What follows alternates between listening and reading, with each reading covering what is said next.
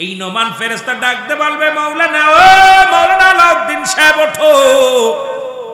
আলাউদ্দিন সাহেব উঠবে রে বান্দা, উঠে দেখবে মুসলমান, শুনে নাও। উঠিয়া বলবে, বান্দা এই দুনিয়ার মধ্যে তোমাকে রূহ দিছে আমার আল্লাহ, আজরাইল তোমার রূহটা কবজ করেছে, এবার তুমি দুনিয়া থেকে বিদায় হয়ে গেছো। তোমাকে দুজন ফেরেশতা নিয়োজিত ছিল, একজন কেরামন আর একজন কাতিবিন।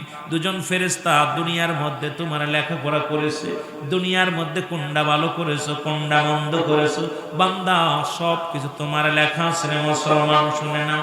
এ বান্দা তুমি ওঠো, আমি এসেছি। এবার বান্দা উঠবে রে মুসলমান, উঠায় বলবে, বান্দা এটা তুমি লিখে দাও রে বান্দা।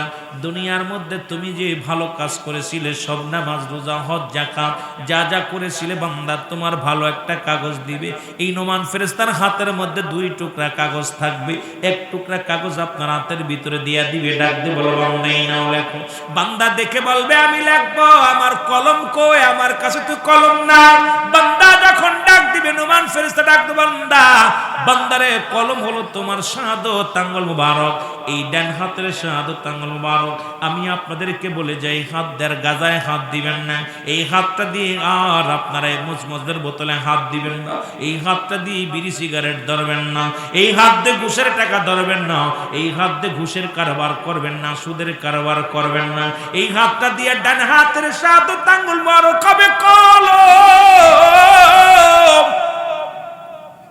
আমরা মনে করি, সবাই মনে করি কেরামন কাতিবিন লিখে রাখছে, এটাই বুঝি শেষ। না না না, এটা আপনারা নিজ হাতে যার যার আমলনামার তারা লেখা লাগবে রে মুসলমান। এইবার বান্দা বলবে, আমি কলম পাইলাম, কালি পাবো কই?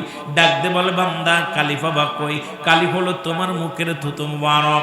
এবার বান্দারে তোমার থুতু মুবারক আমি আপনাদের হাতে পায়ে ধরে বলে যাব, আজকের বসন্তপুরের বাজানদের হাতে পায়ে ধরে বলে যাব, এই মুখটা দিয়ে কাউকে গালি দিস না, মুখের মধ্যে গাঁজা দিস না, তারি দিস না, এই মুখের মধ্যে মদ পান করিস না, এই মুখ দিয়ে বিড়ি টান দিস না রে যুবক। এই মুখটারে পবিত্র রাখ, এই মুখটারে পবিত্র রাখ, এই মুখ দিয়ে কাউকে গালি দিস না, এই মুখ দিয়ে কাউকে আঘাত করিস না রে যুবক, এই মুখটারে পবিত্র রাখ, মুখের থুতু মুবারক হবে কালি। বান্দা বলবে, আমি কালি পাইলাম, এবার কাগজ পাবো কই? মুসলমান তিন টুকরা কাফনের কাপড় দেয়া হবে, ডাক দে বলে, বান্দা এই নাও, তোমার এক টুকরা কাফনের কাপড়গুলোর মধ্যে তোমার লেখা হয়ে যাবে বান্দা, সেকেন্ডের মধ্যে কম্পিউটারের মতো তোমার আমল নামাটা লেখা হয়ে যাবে, টান্দে নিয়ে যাবে, বান্দা এই নাও। এবার লেখা যখন শেষ হয়ে যাবে রে আমার যুবক বাবারা, আর একটা কাগজ হাতের মধ্যে দিবে, বান্দা লেখো। এইবার দেখবে সব অন্যায়, দুনিয়ার মধ্যে কত রাকাত নামাজ ছেড়ে দিছি, কতটা অন্যায় করেছি, কত জায়গা জিনা ব্যভিচার করেছি, কোথায় আমি মদের প্যান্ডেলে বসেছিলাম, কোথায় জুয়ার প্যান্ডেলে বসেছিলাম। বান্দা চিৎকার বেরে বলবে, ফেরেশতারা রে আমি লিখতে পারি না, লেখা সম্ভব নয়। ও মুসলমান শুনে নাও, বান্দাকে এত বড় আঘাত করবে, এক একটা আঘাতে শত শত গজ মাটির নিচেই চলে যাবে, আবার উত্তোলন হবে রে মুসলমান।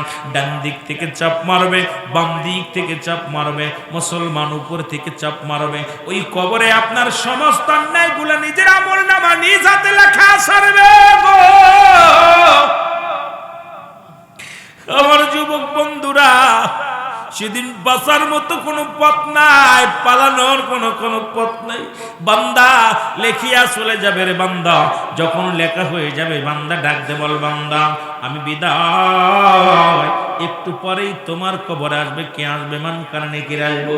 আয়া তোমার দেখবো আমল নামাটা দেখিয়া রে বান্দা, তুমি জান্নাতি বা জাহান্নামী দুইটা ফয়সালা তোমার দিয়ে দিবে। হয় তুমি জান্নাতুল জান্নাতের ফয়সালা হয়ে যাবে, জাহান্নামী হলে জাহান্নামের ফয়সালা হয়ে যাবে। মুসলমান আমার বাবারা, গভীর মনোযোগ, যখন মন চলে যাবে কোথায়? নোমান ফেরেশতা চলে যাবে।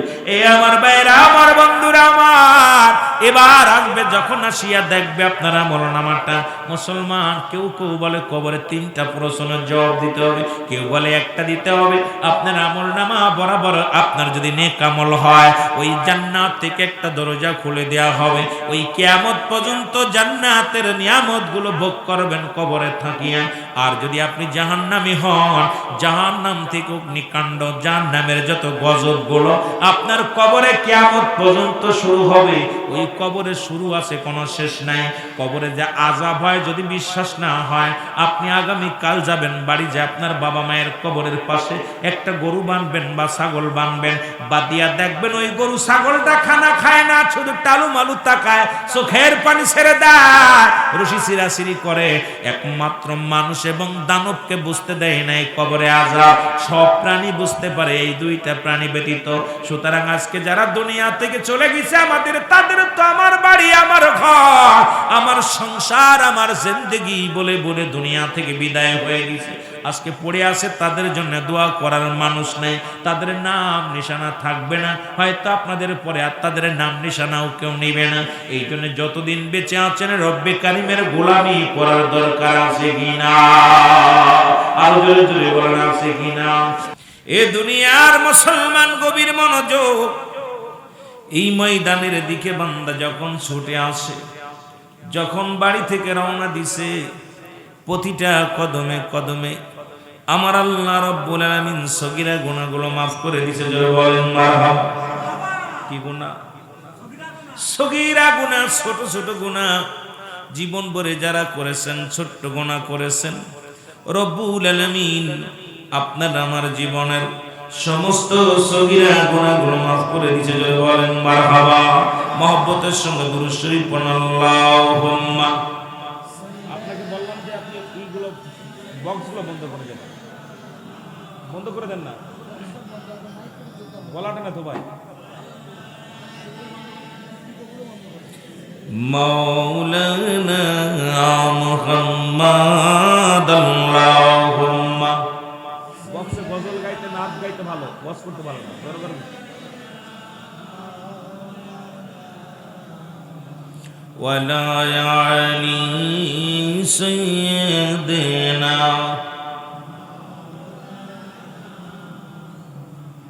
এ দুনিয়ার মুসলমান গভীর মনোযোগ।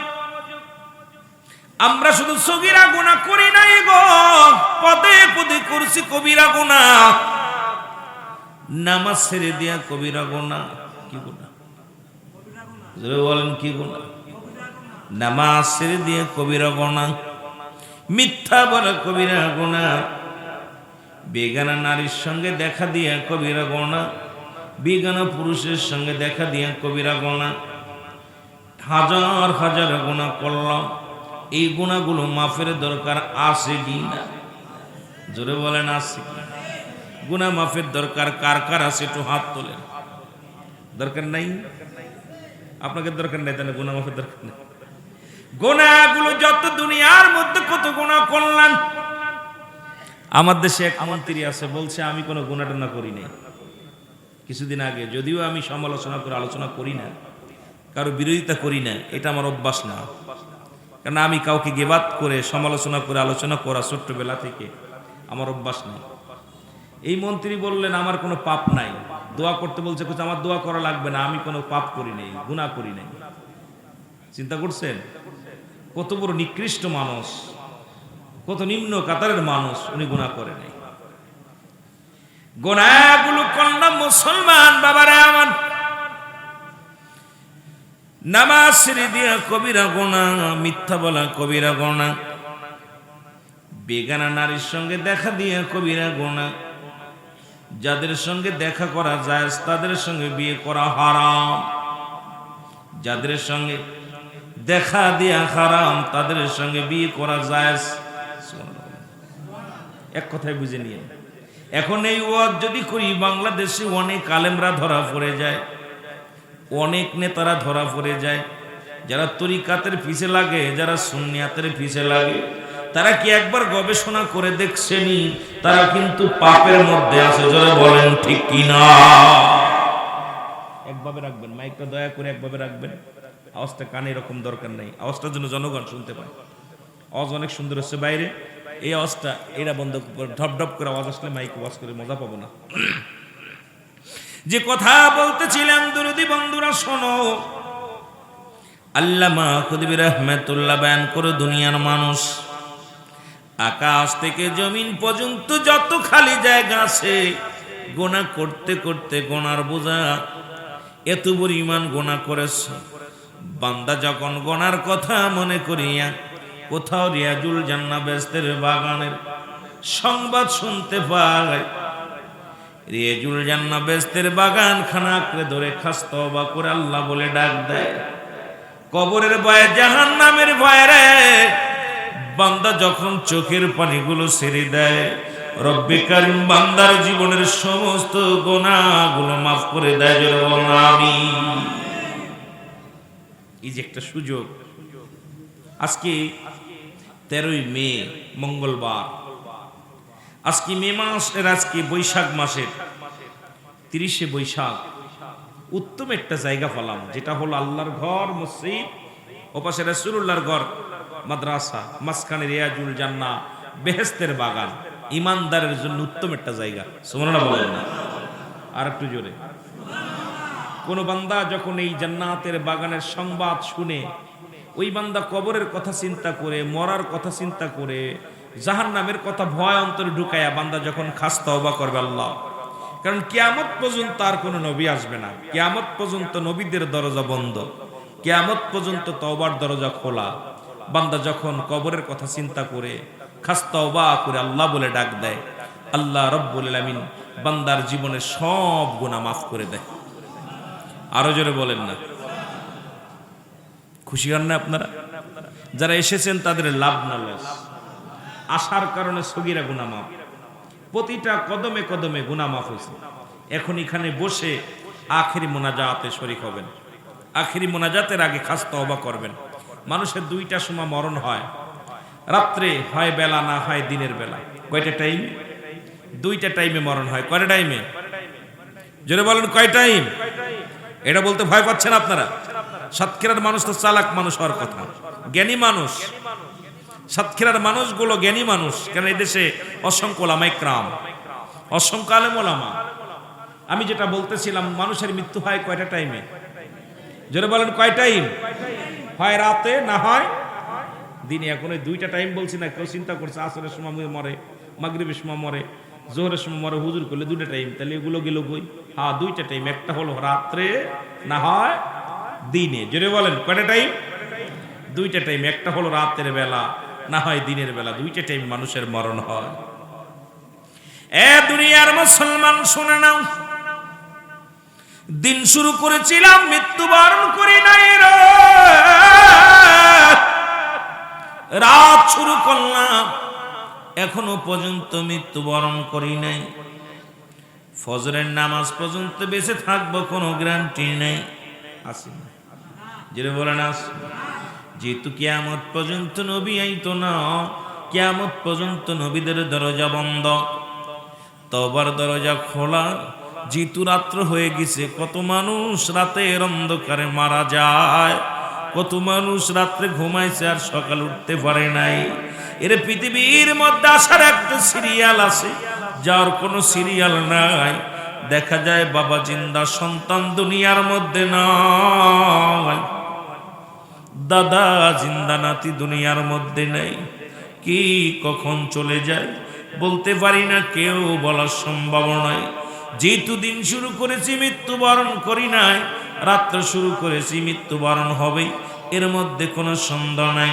আপনারা তওবা করেন আমার সামনে, আস্তাগফিরুল্লাহ রাব্বি মিন কুল্লি যামবি আতুবু ইলাইহি লা হাওলা ওয়ালা কুওয়াতা ইল্লা বিল্লাহিল আলিয়্যিল আযীম লা ইলাহা ইল্লাল্লাহু মুহাম্মাদুর রাসূলুল্লাহ সাল্লাল্লাহু আলাইহি ওয়াসাল্লাম।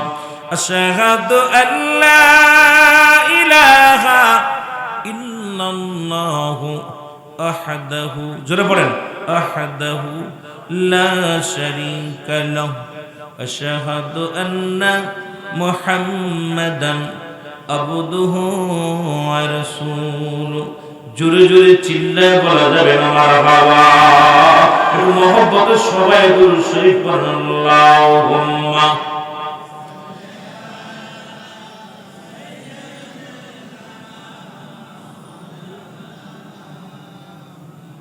ولا يعلي سيدنا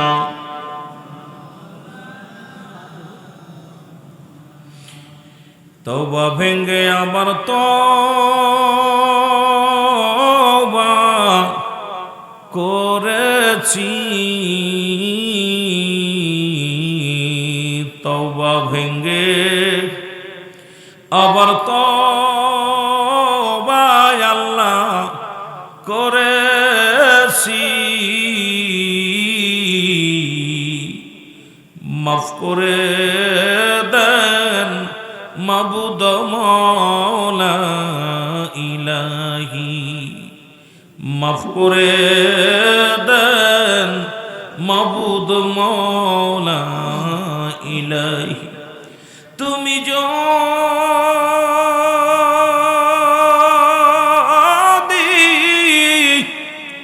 মাফ না করো আল্লাহ বান্দারে, তোমার বান্দা যাবে গো মওলা কার কাছে। তওবা ভেঙ্গে আবার তওবা করেছি, মাফ করে দেন মাবুদ মওলা ইলাহি। আল্লাহুম্মা ইকোটা কমায় রাখবেন, ইকোটা বেশি দেখা গেছে। ولا يعلي سيدنا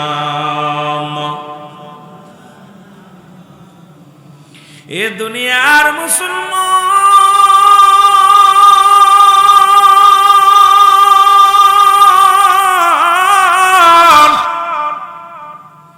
কথা বলতেছিলাম মানুষের মৃত্যু হয় দুইটা টাইমে, একটা হলো রাতের বেলা, একটা হলো দিনের বেলা।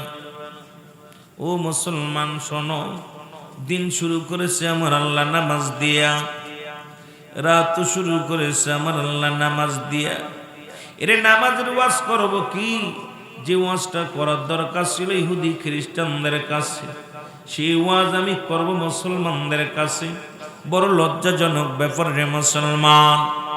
এক ওয়াক্ত নামাজ কাজা দিলে 80 খুতবা পরিমাণ জাহান্নাম, যারা খুতবা পরিমাণ হলো 2,88,00,000 বছর। জীবন থেকে কত নামাজ চলে গেল। ফজর পড়ি নাই, জোহর পড়ি নাই, আসর পড়ি নাই, মাগরিব পড়ি নাই, ইশাও পড়ি নাই, আবার ফজরের ওয়াক্ত উঠলাম, ফজরও পড়ি নাই। আপনার আমার জীবন থেকে কত নামাজ চলে গেল, যারা খুতবা পরিমাণ হলো 2,88,00,000 বছর। এই 80 খুতবা পরিমাণ জাহান্নাম। ও দরদি বন্ধু শোনো, রাত শুরু করে আল্লাহ নামাজ দিয়া, দিন শুরু করে আল্লাহ নামাজ দিয়া। দিনের শুরু হলো ফজর। বান্দা তোমরা সুন্নি জামাতের বায়ানা শুনে নাও, আমরা যারা সুন্নি জামাতের বায়ানা দিলের কান্ডা লাগা শুনবেন। এবার 2 রাকাত সুন্নাত নামাজ তুমি আদায় করলো, সঙ্গে সঙ্গে তুমি হয়ে গেলা রাসূলের প্রেমিক। এবার 2 রাকাত ফরজ নামাজ তুমি আদায় করলা, সঙ্গে সঙ্গে হয়ে গেলা তুমি আমার আল্লাহর গোলাম। এখন দিনের মধ্যে যদি তোমার মরণ হয়, তোমার মরণটা হবে আমার রাসূলুল্লাহর উম্মত, আল্লাহর গোলাম। জোরে জোরে চিল্লায়া বলা যাবে না মারহাবা। এখন যারা ফজর পড়ে নাই, জোহর পড়ে নাই, আসর পড়ে নাই, যদি আমি মুসলমান, নামাজ কাফের এবং মুসলমানদের মধ্যে পার্থক্য হলো নামাজ, ঠিক কি না? জোরে বলেন নাকি? সালাত। এখন আসরও পড়ে নাই, মাগরিবও পড়ে নাই, কি অবস্থা? এ যদি বলে যে আমি মুসলমান, রাসূলুল্লাহর উম্মত তো দূরের কথা, এই মুসলমানই হতে পারে না। জোরে বলেন ঠিক কি না? আমার ভাইরা, আমার বন্ধুরা, রাত্রিবেলা দিনের বেলা মৃত্যু হয় নাই, রাতে মৃত্যু হবে, এর মধ্যে কোনো সন্দেহ নাই। রাতের শুরু হলো মুসলমান মাগরিব। বান্দারে 3 রাকাত ফরজ নামাজ তুমি আদায় করলা, সঙ্গে সঙ্গে তুমি হয়ে গেলে আমার আল্লাহর গোলাম। 2 রাকাত সুন্নাত নামাজ তুমি আদায় করলা, সঙ্গে সঙ্গে তুমি হয়ে গেলে আমার রাসূলের প্রেমিক।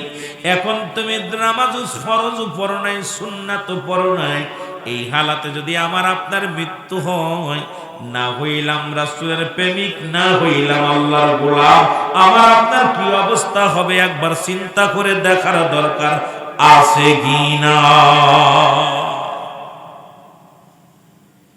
রাসূলকে ভালোবাসি, রাসূলের দ্বীনের পথে চললাম না, রাসূল যে মতের উপরে ছিল সেই মতের উপরে চললাম না। আমি আপনি বলতেছি রাসূলকে ভালোবাসি, রাসূলকে ভালোবাসি, আমি বলতেছি আমার রব, আমার আল্লাহ, আমার আল্লাহর গোলামি আমি করলাম না, আমার আপনার কি অবস্থা হবে? এই যুবক বন্ধুরা দিলের কান্ডা লাগা শোনো, মানুষের 3টা বিপদ। নাম্বার 1 হলো মানুষের মরণ, নাম্বার 2 হলো কবর, নাম্বার 3 হলো কিয়ামতের ময়দান। 3টা বিপদ। 1 নাম্বার মরণ, 1 নাম্বার মুসলমান শুনে নাও, 1 নাম্বার বিপদ হলো মানুষের মরণ। এই মরণের পেয়ালা পান করতে হবে। কত রোগের ওষুধ পাইলাম, করোনা ভাইরাসের ওষুধ পাইলাম, কলেরার ওষুধ পাইলাম, বা ক্যান্সারের ওষুধ পাইলাম, পৃথিবীর মধ্যে 1000 রোগের ওষুধ পাইলাম, কিন্তু মরণ রোগের ওষুধ পাইলাম না। এই মরণের পেয়ালা পান করতে হবে, এর মধ্যে কোনো সন্দেহ নাই। হয় আজ, না হয় কাল, না হয় তসু, না হয় পশুরে মুসলমান, এই মরণের পেয়ালা পান করতে হবে। জোরে জোরে চিল্লায় বলা যাবে না ঠিক কিনা? ওরে আজ না হয় কাল তুমি যাইবা কবরে, যাবার বেলায় দেখবে চেয়ে গো তোমার ছবি রইল পড়ে, যাবার বেলায় দেখবে চেয়ে গো তোমার ছবি রইল। একটু মহব্বতে বলেন, যাবার কালে দেখবে চেয়ে গো তোমার ছবি রইল। ও ভাই দাদাই গিয়েছে, বাবাই গিয়েছে, কেউ আসলো না ফিরে, তোমার তো যাইতে হবে রে, যেদিন আজরাইলা শিবে, তোমার তো যাইতে হবে রে। বলো আজ না হয় কাল তুমি, আজ না হয় যাইবা কবরে, যাবার কালে দেখবে চেয়ে গো তোমার ছবি রইল পড়ে, যাবার কালে। এ দুনিয়ার মুসলমান, আমি যে কথা বলতেছিলাম,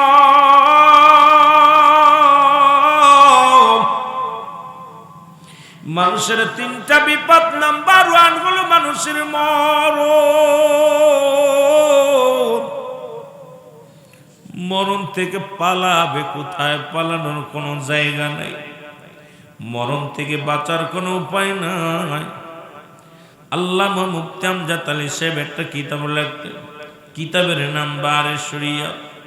এই কিতাবের মাধ্যমে লিখতে যে বললেন, দুনিয়ার মানুষ, মানুষ যখন সাধারণ মৃত্যুবরণ করে, 70টা তাজা উটের গায়ের চামড়া জবাই না করিয়া উল্টো দিকে টান দিয়া লবণ আর মরিচ লাগা দিলে যতটুকু যন্ত্রণা হয়, ও দুনিয়ার মুসলমান শুনে না, এর চাইতে 70 গুণ যন্ত্রণা হলো একটা সাধারণ মৃত্যু। এখন আমরা যারা মরণকালে পায়খানা করে দিই, আমরা যারা মরণকালে প্রস্রাব করে দিই, কত মানুষের জানাজা পড়লাম, কত মানুষের গোসল করাইলাম, কত মানুষের মুসলমান, কত মানুষের কবরে শুয়াইলাম, কত ভাইরে গোসল করাতে যায় দেখেছি, ওই ভাই গোসলের সময় যা দেখি চোখ দুটি বড় বড় হয়ে গেছে, কত মানুষের জিহ্বা বাইর হয়ে গেছে, কত মানুষ মৃত্যুর সময় পায়খানা প্রস্রাব পর্যন্ত করে দেয়। আল্লাহ রব্বে কারীম,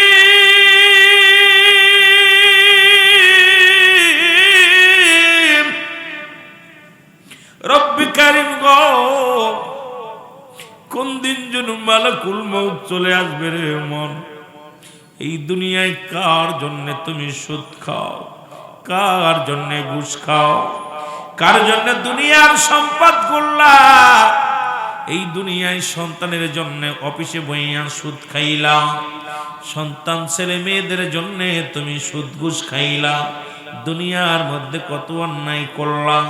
এই দুনিয়ায় সন্তানাদি ছেলে মেয়ে পরিবার পরিজনের জন্য দুনিয়ার মধ্যে কত অন্যায় পথে পা বাড়াইলাম। এই দুনিয়ার সম্পদের পাহাড় গড়লাম। এই দুনিয়ার সম্পদ খাবে লোকে, তোমার দেহ খাবে পোকে। আমি পিরাইটা আলোচনার মধ্যে বলে যাও, দুনিয়ার যুবকেরা শোনো, এই বাড়ি গাড়ি সুন্দর নারী দুনিয়ার সম্পদ করে তুইয়া গেলা। এই দুনিয়ার সম্পদ খাবে লোকে, তোমার দেহ খাবে পোকে। এই জন্য এমন দেহটা গড়তে হবে যে দেহটা যেন পোকা মাকড়ে না খায়।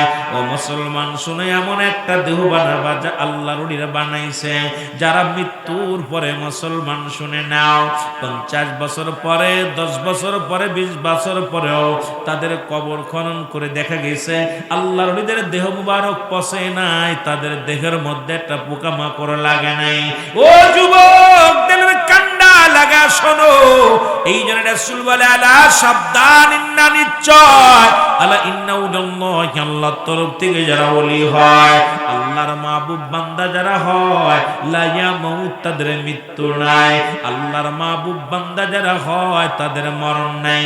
আল্লাহর মাহবুব বান্দা হতে চাই কি চাই না? আর একটু জোরে জোরে চিল্লায় বলেন, চাই কি চাই না? মহব্বতের সঙ্গে দুরূদ শরীফ পড়েন, আল্লাহুম্মা।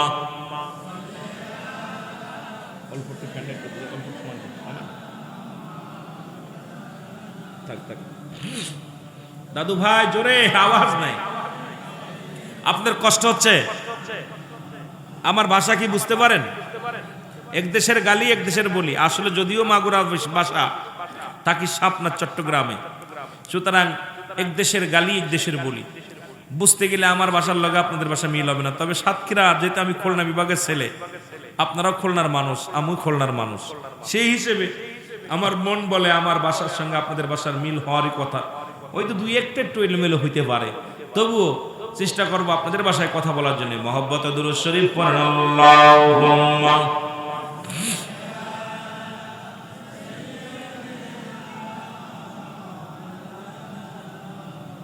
আরো জোরে বলেন,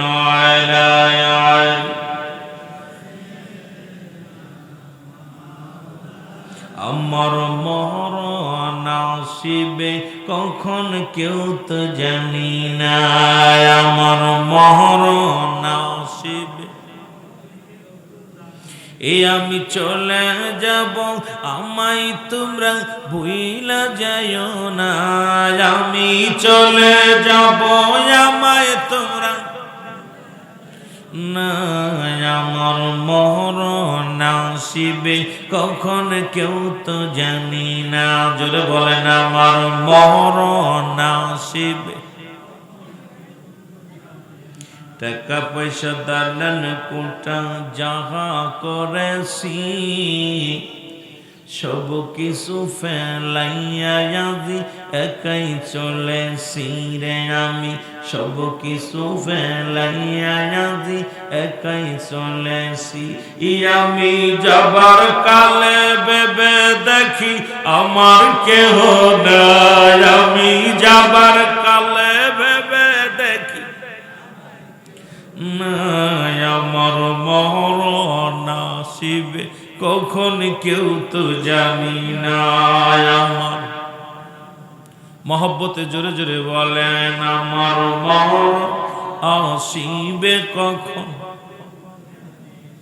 এই পৃথিবী চিরদিন থাকার জায়গা নয়, অন্ধকার কবর যে তোমার আসল ঠিকানা রে মানুষ, অন্ধকার কবর যে তোমার আসল ঠিকানা।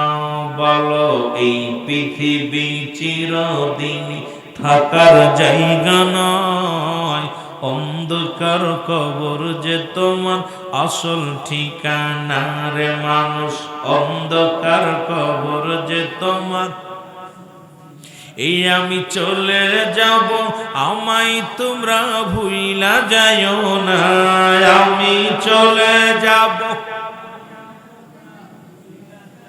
না, ডানে বামে মাটি আমার মাটির বিছানা, ডানে বামে মাটি। এ দুনিয়ার মুসলমান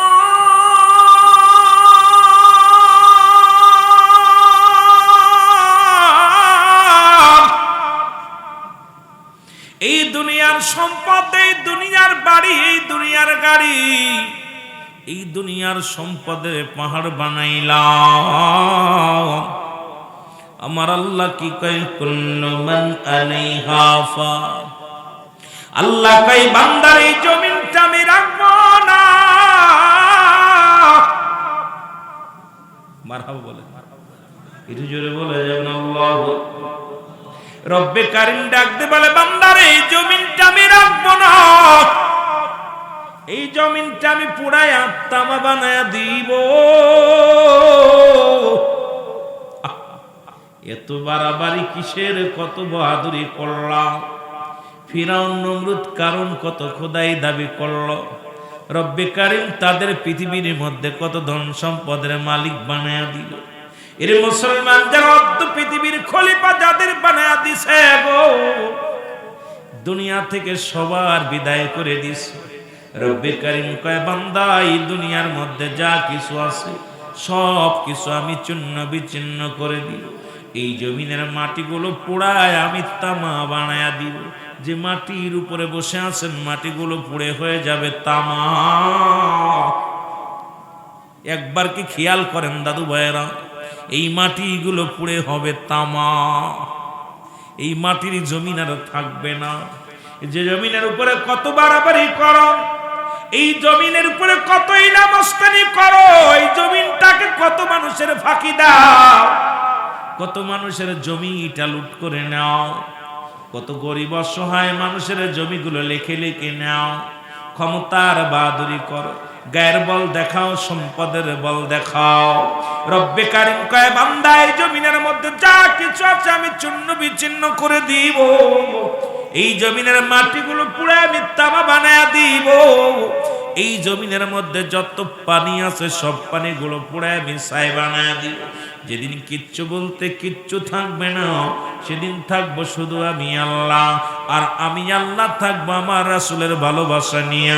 আমরা এই জন্য সুন্নি ভাইয়েরা আমার নবীকে ভালোবাসি, জোরে বলেন ঠিক কিনা?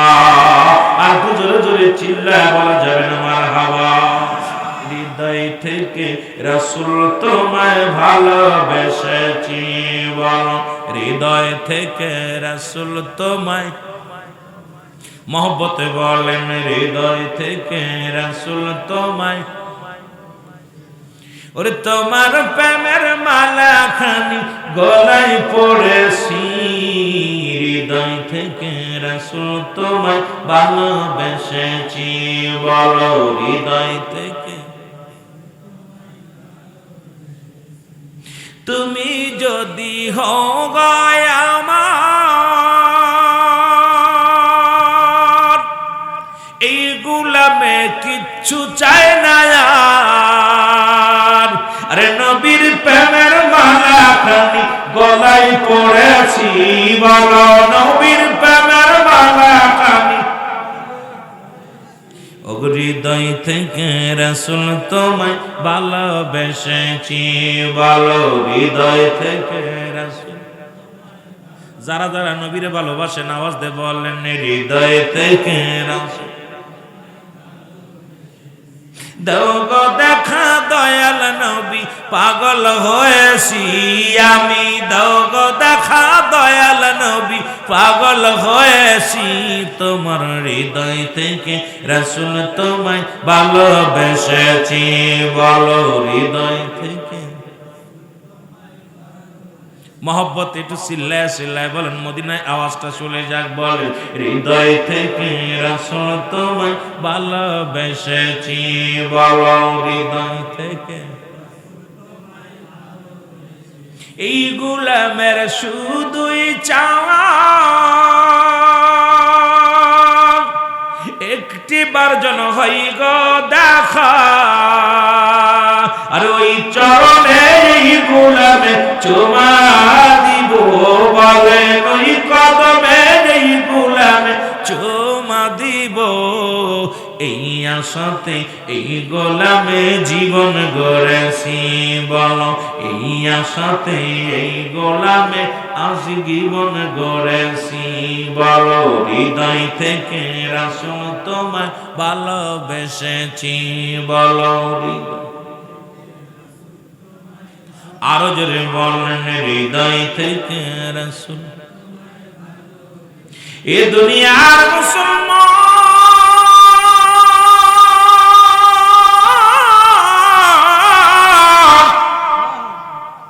নবীর প্রেম কবরের কথা, হুব্বে রাসূল মহব্বতে আলোচনা শুনবেন মুসলমান আমার। নবী কয় হায়াতি খায়রুন লাকুম, আমার হায়াতের জিন্দেগিটা আমার উম্মতের জন্য কল্যাণ স্বরূপ। সুবহানাল্লাহ। আর একটু জোরে। রাসূল কয় উম্মতিরা রে, আমি নবী দুনিয়ার মধ্যে আগমন করলাম আমার উম্মতের কল্যাণের জন্য।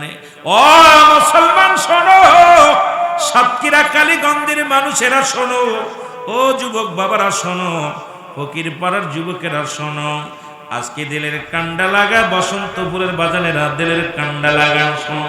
রাসূল কয় আমার হায়াতের জিন্দেগিটা আমার উম্মতের জন্য কল্যাণ শুরু। কারণ এই দুনিয়ার মধ্যে শরিয়াত তরিকত থাকে, কত মারেফত, সব জায়গায় আমার নবী। নবী লাগবে কবরে, নবী লাগবে মিজানে, নবী লাগবে ফুলসিরাতে, নবী লাগবে আমাল কিয়ামতের ময়দানে। নবী বিনে কোনো বান্ধব নাই নাই। এই নবীরে চাই কি চাই না? আর একটু জোরে বলেন, চাই কি চাই না?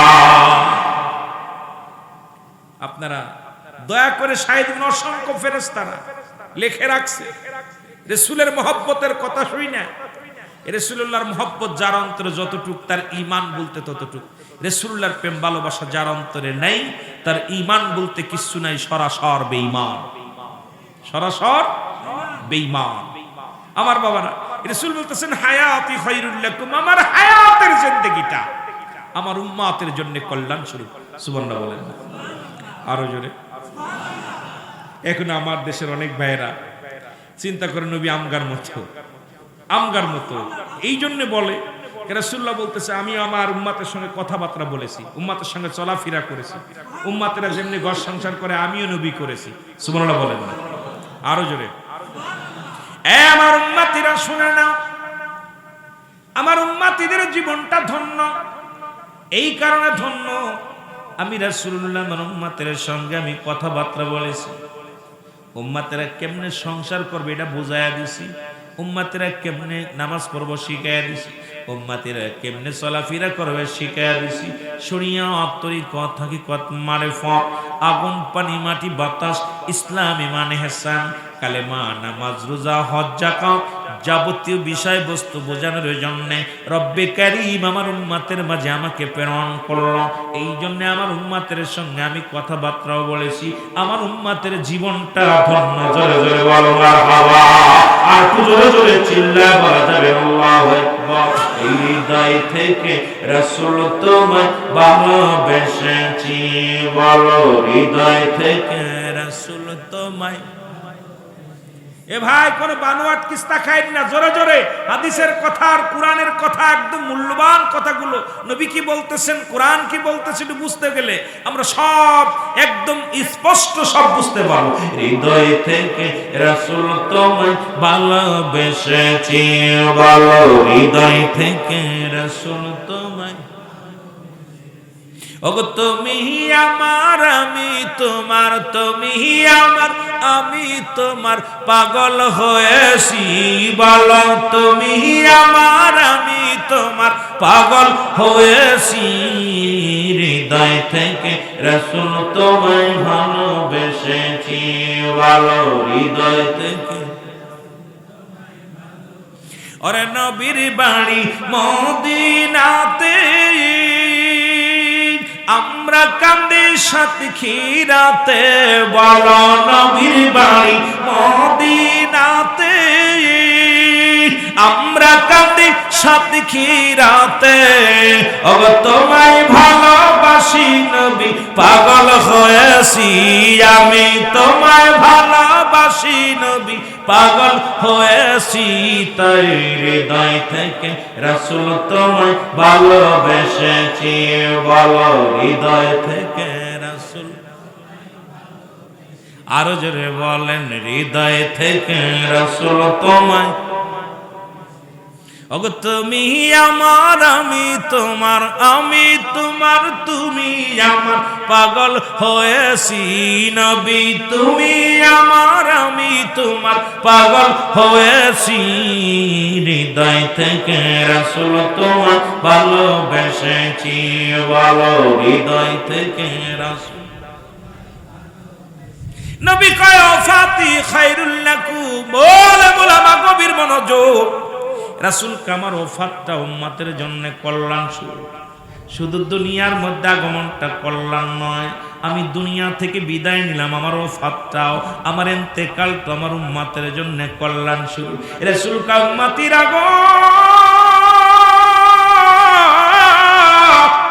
আমি নবী দুনিয়া থেকে বিদায় নিলাম দুনিয়া থেকে আমি ঘুমাইলাম এটা আমার উম্মতের জন্য কল্যাণ শুরু কারণ কোন উম্মত যদি পৃথিবীর মধ্যে কোনো ভালো কর্ম করে আমি রব্বি কারীমের দরবারে প্রশংসা করি আমার আল্লাহ ও আমার আল্লাহ বসন্তপুর আল্লাহ ফকির পাড়া জামে মসজিদ প্রাঙ্গণে তোমার কিছু পাগলেরা ওই কালীগঞ্জ থানার অধীনে পাগলেরা বইয়া বইয়া কোরআনের মাহফিলে বইয়া কোরআনের আলোচনা শুনে এ রব্বি কারীম আমার উম্মতের জন্য আমি প্রশংসা করি তোমার দরবারে রে আল্লাহ আবার যদি কোনো উম্মত গুনাহের কাজ করে আমার নবী কয় যদি কোনো উম্মত গুনাহের কাজ করে এই কালীগঞ্জ মুসলমান সাতক্ষীরার জমিনে কালীগঞ্জের জমিনে বসন্তপুর জমিনে যদি কোনো বান্দা গুনাহ করে নবী কয় আমার উম্মতিরা যখন কোনো গুনাহের কাজ করে আমি রব্বি কারীম আল্লাহর দরবারে ইস্তিগফার করি আর বলি আবার আল্লাহ ও আমার আল্লাহ অমুক গ্রামে মুহাম্মদ আলাউদ্দিন সাহেব অমুক গ্রামে আব্দুর রহমান সাহেব অমুক গ্রামে মাহবুবুর রহমান সাহেব অমুক গ্রামে অমুক ব্যক্তি অন্যায় করেছে রে মালিক আমি তার তরফ থেকে আমি তোমার কাছে ইস্তেগফার করি ক্ষমা চাই গো আল্লাহ অন্যায় করে ছেলে মাফ চাই বাবা অন্যায় করে চেয়ার মুসলমান গ্রামের ছেলে মাফ চাই চেয়ারম্যান মেম্বার যাইয়া এমন নবীর উম্মত হইলাম অন্যায় করি আমি মাফ চাই আমার নবী এই নবীর পক্ষে থাকার দরকার আছে কিনা আর জোরে জোরে চিল্লায় বলেন আছে কিনা রে আমার মনের জল্পনা কল্পনা নবী যাব আমি সোনার মদিনা বলো যাব আমি জোরে জোরে বলেন যাব আমি সোনার মদিনা আমার মনের জল্পনা কল্পনা নবী যাব আমি সোনার এর নবীজি কেউ ভালোবাসি মনটা আমার অনেক খুশি নবীজি কেউ ভালোবাসি মনটা আমার অনেক খুশি নবীজি কেউ ভালোবেসে তৃপ্তি মেটে না না গো যাব আমি সোনার মদিনায় বলো যাব আমি সোনার মহব্বতে বলেন যাব আমি আমার মনের জল্পনা কল্পনা নবী যাব আমি সোনা এর নবীর প্রেমে এত জাদু ডাকিলে মনে খায় মধু এই মধু কোথাও মেলে না না গো যাব আমি সোনার মদিনা বলো যাব আমি ওমা أرسلناك إلا رحمة للعالمين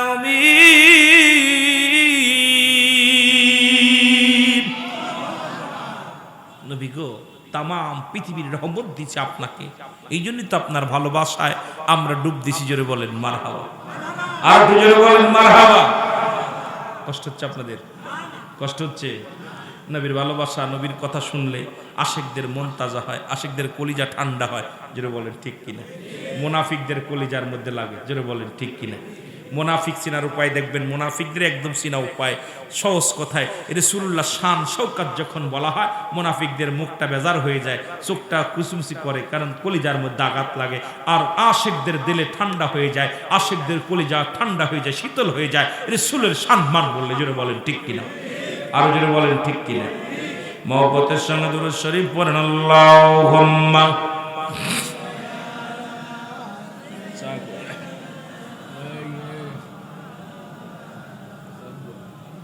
ওয়ালায়ালি সাইয়্যিদিনা মারহাবা। আর একটু জোরে আওয়াজ, এই পাশে জোর আছে, মিলাদ শরীফের এই পাশে একটু আওয়াজ কম, বাবা জোরে আল্লাহুম্মা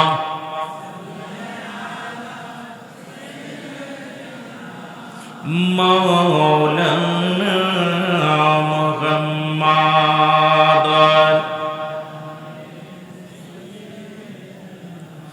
মাওলানা মুহাম্মাদ আল্লাহুম্মা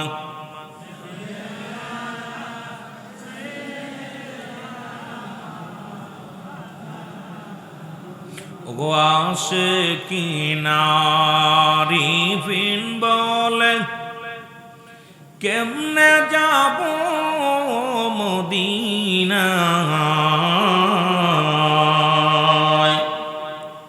আল্লাহর ওলিরা ঘরে বসে দয়াল নবীজিকে দেখতে পায়। আল্লাহুম্মা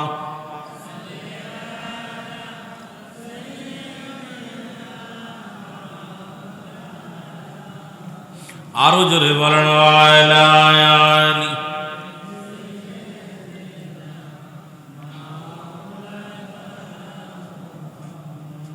এ মুসলমান গভীর মনোযোগ, যে কথা বলতেছিলাম গো,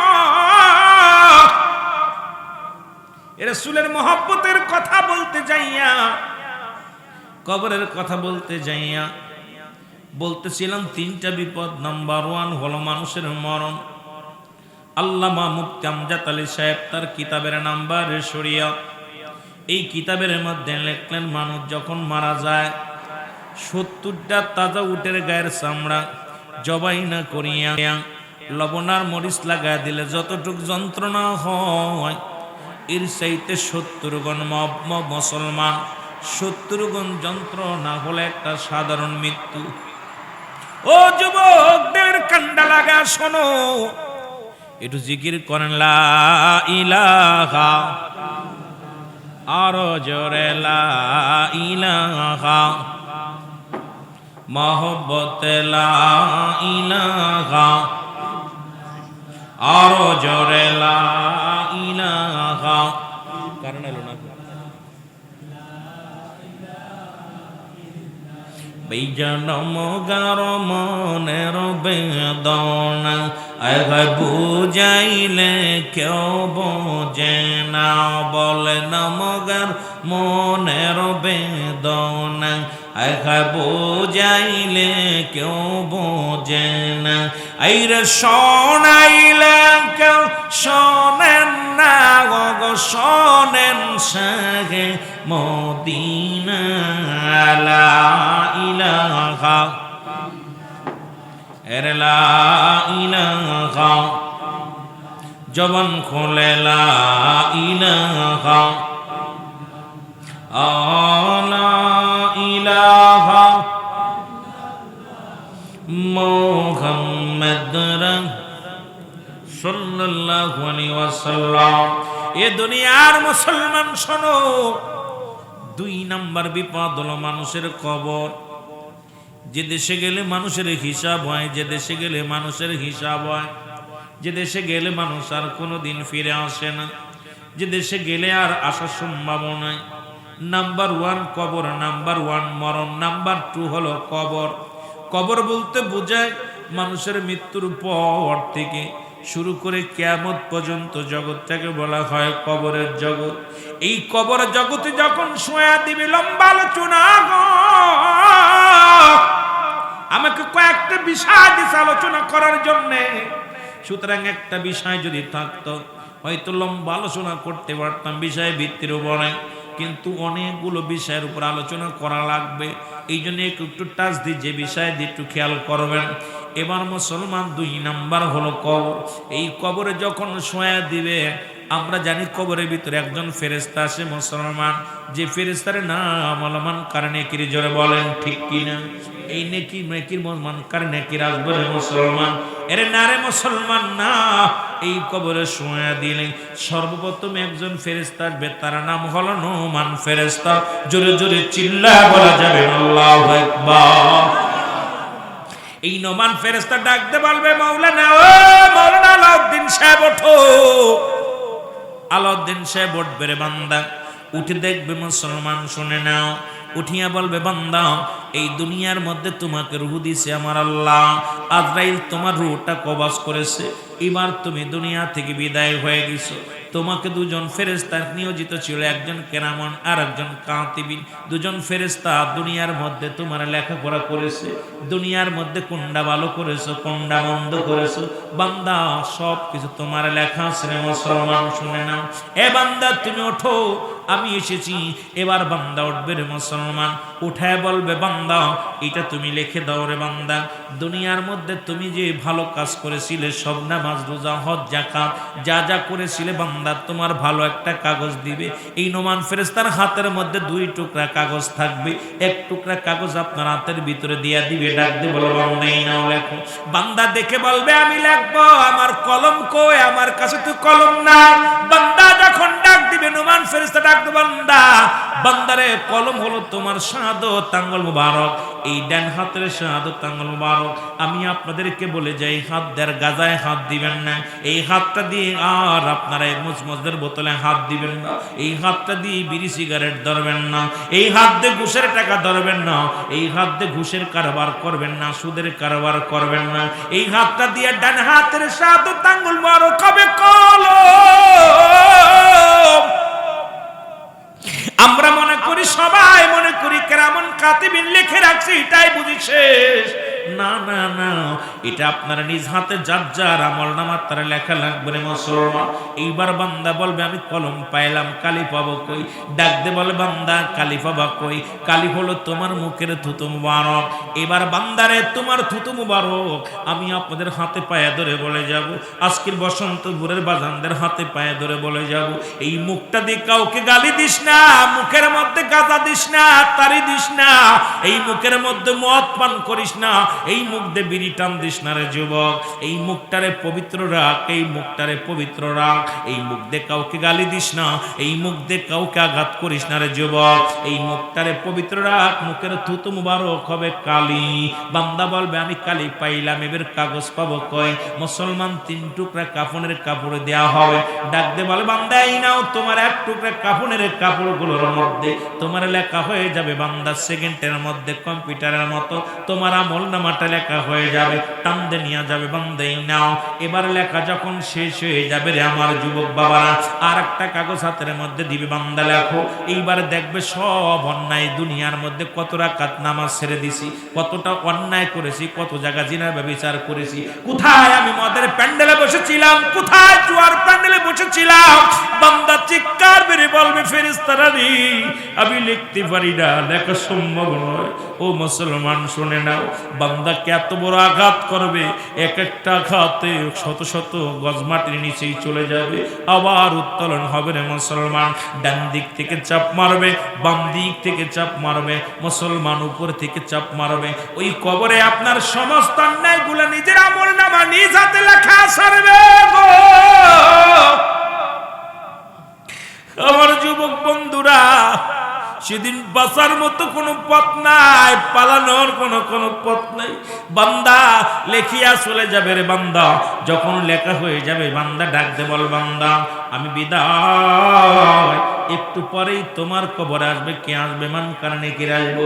আয়া তোমার দেখবা আমল নামাটা দেখিয়া রে বান্দা, তুমি জান্নাতি বা জাহান্নামী 2টা ফয়সালা তোমার দিয়ে দিবে। হয় তুমি জান্নাতের ফয়সালা হয়ে যাবে, জাহান্নামী হলে জাহান্নামের ফয়সালা হয়ে যাবে। মুসলমান আমার বাবারা, গভীর মনোযোগ। যখন মন চলে যাবে কোথায়? নোমান ফেরেশতা চলে যাবে। এ আমার ভাইরা, আমার বন্ধুরা আমার, এবার আসবে যখন আসিয়া দেখবে আপনার আমলনামাটা, মুসলমান কেউ কেউ বলে কবরে 3টা প্রশ্নের জবাব দিতে হবে, কেউ বলে একটা দিতে হবে। আপনার আমলনামা বরাবর আপনার যদি নেক আমল হয় ওই জান্নাত থেকে একটা দরজা খুলে দেওয়া হবে, ওই কিয়ামত পর্যন্ত জান্নাতের নিয়ামতগুলো ভোগ করবেন কবরে থাকিয়া। আর যদি আপনি জাহান্নামী হন, জাহান্নাম থেকে অগ্নিকাণ্ড, জাহান্নামের যত গজবগুলো আপনার কবরে কিয়ামত পর্যন্ত শুরু হবে। ওই কবরে শুরু আছে, কোনো শেষ নাই। কবরে যে আযাব হয় যদি বিশ্বাস না হয়, আপনি আগামী কাল যাবেন বাড়ি, যে আপনার বাবা মায়ের কবরের পাশে একটা গরু বাঁধবেন বা ছাগল বাঁধবেন, বাদিয়া দেখবেন ওই গরু ছাগলটা খানা খায় না, শুধু টালু মালু তাকায়, চোখের পানি ছেড়ে দেয়, রশি ছিঁড়াছিঁড়ি করে। একমাত্র মানুষ এবং দানবকে বুঝতে দেয় নাই কবরে আযাব, সব প্রাণী বুঝতে পারে, এই 2টা প্রাণী ব্যতীত। সুতরাং আজকে যারা দুনিয়া থেকে চলে গেছে আমাদের, তাদের তো আমার বাড়ি, আমার ঘর, আমার সংসার, আমার জিন্দেগি বলে বলে দুনিয়া থেকে বিদায় হয়ে গেছে। আজকে পড়ে আছে, তাদের জন্য দোয়া করার মানুষ নেই, তাদের নাম নিশানা থাকবে না, হয়তো আপনাদের পরে আর তাদের নাম নিশানাও কেউ নেবে না। এই জন্য যতদিন বেঁচে আছেন রব্বে কারিমের গোলামি করার দরকার আছে কিনা? আর জোরে জোরে বলেন আছে কিনা? হঠাৎ যদি যাই মরিয়া পারা অপর শিবির করিয়া, হঠাৎ যদি যাই মরিয়া পারা পর শিবির করিয়া, দেখিতে আসিবে সবে আমার মরা লাশ। বলেন দেখিতে আসিবে সবে আমার মরা লাশ, দাদিয়ে কাটিবে কেহ যার কাসাবাস। বলেন দাদিয়ে কাটিবে কেহ। মসজিদের পালকি খানা উঠানে রাখিয়া, নাকে কানে দিবে তোলা গুজিয়া গুজিয়া। জোরে বলেন ঠিক কিনা? এ যুবক, কত যুবক দুনিয়া থেকে বিদায় হয়ে গেল, কেমন সন্তান রেখে গেলাম, বড় কষ্ট হয়। গত 2 দিন দেখলাম মেয়ে তার বাবাকে খুন করেছে, বড্ড কষ্ট হয়। 3টা জিনিস কাজে লাগবে মৃত্যুর পরে। নাম্বার 1 নেক আমল, নাম্বার 2 হলো সদকায়ে জারিয়া, নাম্বার 3 হলো মুসলমান এই দুনিয়ার মধ্যে নেককার সন্তান। এমন সন্তান বানিয়েছে, দোয়া তো দূরের কথা, এই সন্তান বাবাকে খুন করেছে একটা মেয়ে হয়েও, বাবা তার কাছে নিরাপত্তা নাই, কারণ সেই সন্তানকে সন্তান বানাতে পারে নাই। ও যুবক, দুনিয়ার মধ্যে যেই যুবক আজকে সন্তানাদি বানাইলা, সন্তান দুনিয়ার মধ্যে আল্লাহ রাব্বুল আলামিন আপনার আমার কাছে আমানত রাখছে, সেই আমানতের খেয়ানত করলাম, এমন সন্তান রেখে গেলেন, এমন সন্তান বেপরোয়া ভাবে আপনি মানুষ করলেন, তাদের লালন পালন করলেন এমন ভাবে শয়তানের ওয়াসওয়াসায় এই শয়তান কোনোদিন আপনার জন্য দোয়া করবে না, এই সন্তানের জন্য আরো জাহান্নাম ডেকে আনবে। জোরে জোরে চিল্লায় বলা যাবে না ঠিক কিনা?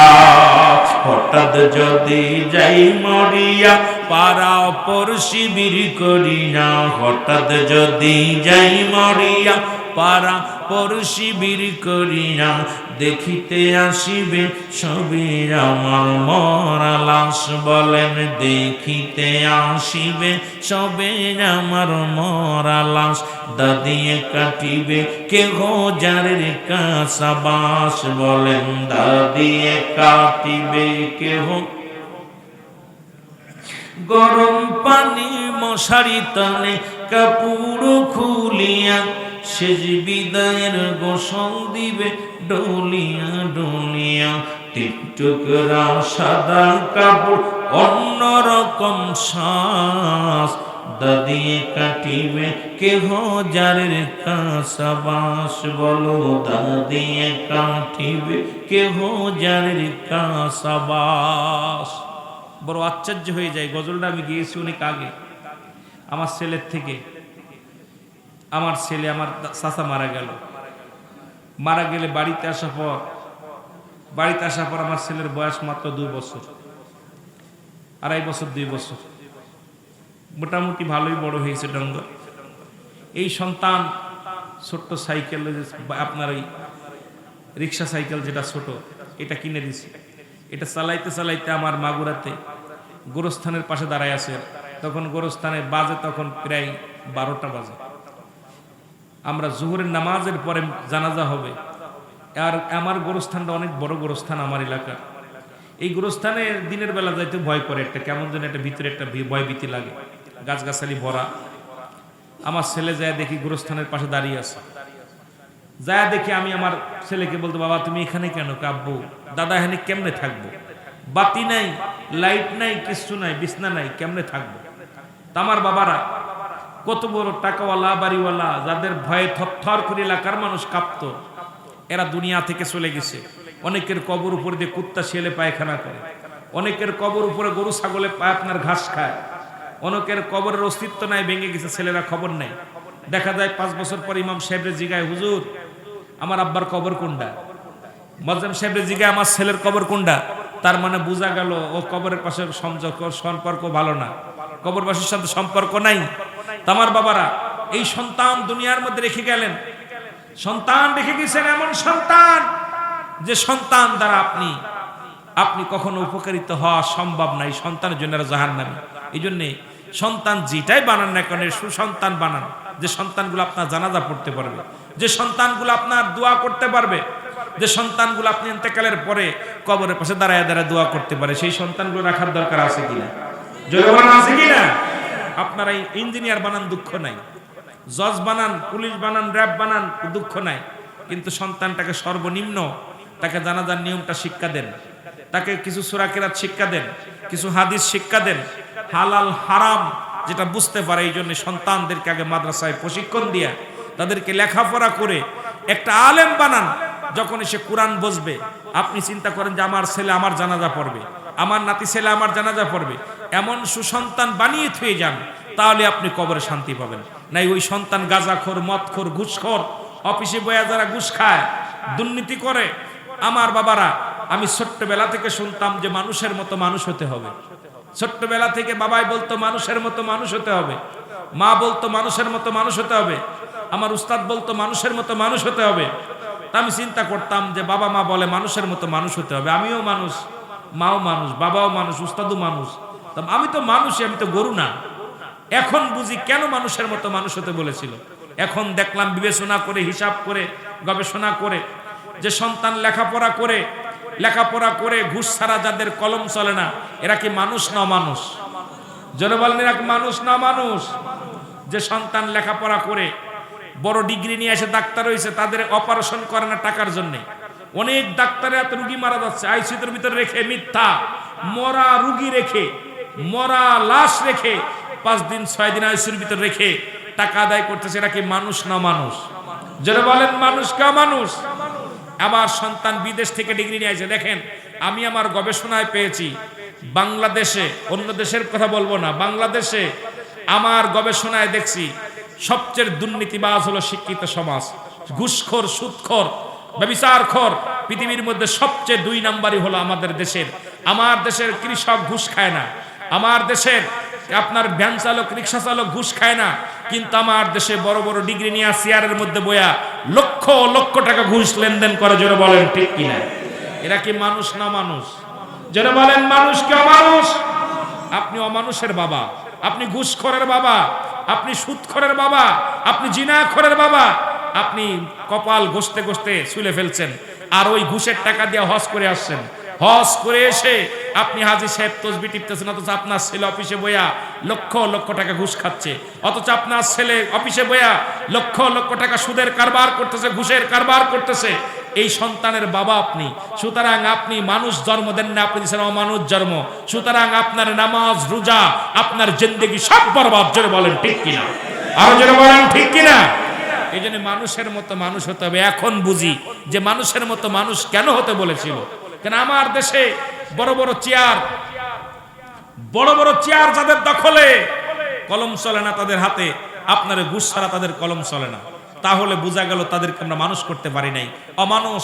এই যে গত পরশুদিনকে দেখলাম আপনার ফেসবুকের মধ্যে, দেখলাম এয়ারপোর্টে বিদেশ থেকে আমার বিদেশি ভাইয়েরা কত কষ্ট করে আপনার মালামাল বাবা মায়ের জন্য খাবার নিয়ে আসছে। এই চোরের এত লম্বা দাড়ি রাখছে, আমি মনে করি দাড়ি আলাদা, বদমাইশ গুলো তো দাড়ি রাখার এখতিয়ার নাই, রাসূলের সুন্নাত তরিকায় চলার এখতিয়ার তোর নাই। তুই ঘুষখোর, তুই সুদখোর, তুই মানুষের রক্ত চুষিস, এটা করার তোর অধিকার নাই। জোরে বলেন ঠিক কিনা? দেখলাম এত লম্বা দাড়ি নিয়ে মানুষের বাবা মায়ের জন্য খাবার নিয়ে এসে খাবার চুরি করে খাচ্ছে, এরপরে মোবাইল চুরি করে রাখতেছে, স্বর্ণ চুরি করে রাখতেছে, আবার মুখে রাসূলের সুন্নাত রাখছে। এটা দেখে আর অন্য মানুষ আমাদেরকে উপহাস করে। আসলে চোরে কখনো আপনার স্যান্ডেল নামাজ মুসল্লি কখনো স্যান্ডেল চুরি করে না, চোরে কখনো নামাজ পড়েন মুসল্লি হয় না। সুতরাং মুসল্লি সাজে চোরে, জোরে বলেন ঠিক কিনা? ওরা লিবাস পরা শয়তান, ওরা আলেমদের কলঙ্ক করতে চায় না।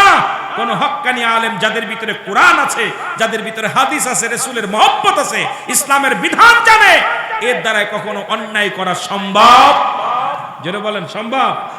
আমি দেখে খুব আশ্চর্য হয়ে গেলাম। নাম রাখছে দরবেশ বাবা। কি নাম রাখছে? দরবেশ বাবা। আমি দেখি দরবেশ বাবা, এই দরবেশ বাবা দেখি পরের খাবার খাচ্ছে চুরি করে। কথা বুঝলেননি? এ কেমন দরবেশ? এই সমস্ত চোর বাটপার আমার দেশের অসংখ্য চেয়ার দখল করে আছে চোরেরা। আর এই চোরগুলো এমন ভাবে বসে আছে, উৎপেতে বসে আছে, আর উৎপেতে বসে থেকে আমার সমাজটাকে দুর্নীতিবাজ করে ফেলতেছে। এই সমাজ, এই জন্য আমাদেরকে সন্তানাদি লেখাপড়া যখন করাবো, সন্তানাদির দিকে দয়া করে খেয়াল রাখবেন, এই সন্তানটা মানুষ করতেছি কেন অমানুষ করতেছি। এই জন্যে হযরত উমর ফারুক রাদিয়াল্লাহু তাআলা আনহু, রাসূল পাক সাল্লাল্লাহু আলাইহি সাল্লামের দ্বিতীয় খলিফা হযরত উমর ফারুক রাদিয়াল্লাহু তাআলা আনহু, উনার কদমে এক বৃদ্ধা তার সন্তানকে হাত ধরে টানতে টানতে নিয়ে চলে আসছে। বলছে, আমিনুল মুমিনিন, আমার সন্তানের বিচার করা লাগবে, খেয়াল করবেন। হাত ধরে টানতে নিয়ে চলে আসছে। হযরত উমর ফারুক কেমন মানুষ ছিল? তৎকালীন জামানার মধ্যে সাহাবীদের মধ্যে সবচেয়ে রাগান্বিত সাহাবী এবং ন্যায় নীতির পরে এত অটল ছিল হযরত উমর ফারুক রাদিয়াল্লাহু তাআলা। যে রাস্তাতে যাইতেন ওই রাস্তায় শয়তান প্রবেশ করতে ভয় পেতেন। সুবহানাল্লাহ বলেন না? আর একটু জোরে বলেন। কেমন খলিফা ছিলেন! আর তার কদমের মধ্যে বৃদ্ধা মানুষ, ছেলের সঙ্গে পারে নাই, ছেলের হাত ধরে টানতে টানতে নিয়ে আসে, হুজুর আমার ছেলের বিচার করা লাগবে, বিচার করা লাগবে। খলিফা উমর ফারুক ডাকতে বলে, বৃদ্ধা, ও কি তোমার জন্মদাতা সন্তান? বলে, জি আমার সন্তান। বলে, ছেলের বিচার করার জন্য আমার কদমের মধ্যে আনছেন? বলে, হুজুর আমি বুড়া মানুষ, ছেলের সঙ্গে বলও পারি না, আর আমার কথাও রাখে না। আমি বড় আশা করে আপনার কাছে আনছি, আপনি ন্যায় পরায়ণ বাদশা, আপনি ন্যায় বিচারক, আপনার কদমের মধ্যে আমার ছেলেটাকে আনলাম, আমার ছেলেটার বিচার করা লাগবে। খলিফা হযরত উমর ফারুক রাদিয়াল্লাহু তাআলা আনহু ডাকতে বলে, বাবা আপনি বৃদ্ধ মানুষ, বয়স্ক মানুষ, সন্তান কি এমন অপরাধ করছে যে অপরাধের জন্য আপনি আমার কদমের মধ্যে আনছেন? কি এমন অপরাধ করছে আমার কদমের মধ্যে আনছেন? কথা বুঝলেন? সন্তানের বিচার চায় বাবা, আর আমার দেশের সন্তানের পক্ষে জিনাখোর বাবা, জিনাখোর সন্তানের পক্ষ নেয় বাবা। আমি তোদের বলে যাই, সুদখোর, ঘুষখোর, জিনাখোর সন্তানের পক্ষ নিবি না। কারণ হলো ওই সন্তানের জন্য আমাদের জন্য জাহান্নাম। জোরে বলেন ঠিক কিনা? খলিফা হযরত উমর ফারুক রাদিয়াল্লাহু তাআলা আনহু ডাকতে বলে, বৃদ্ধা, কি এমন গুরুতর অপরাধ করছে আমাকে একটু বলেন। কি এমন অপরাধ করেছে? মুসলমান গভীর মনোযোগ, কি এমন অন্যায় করেছে?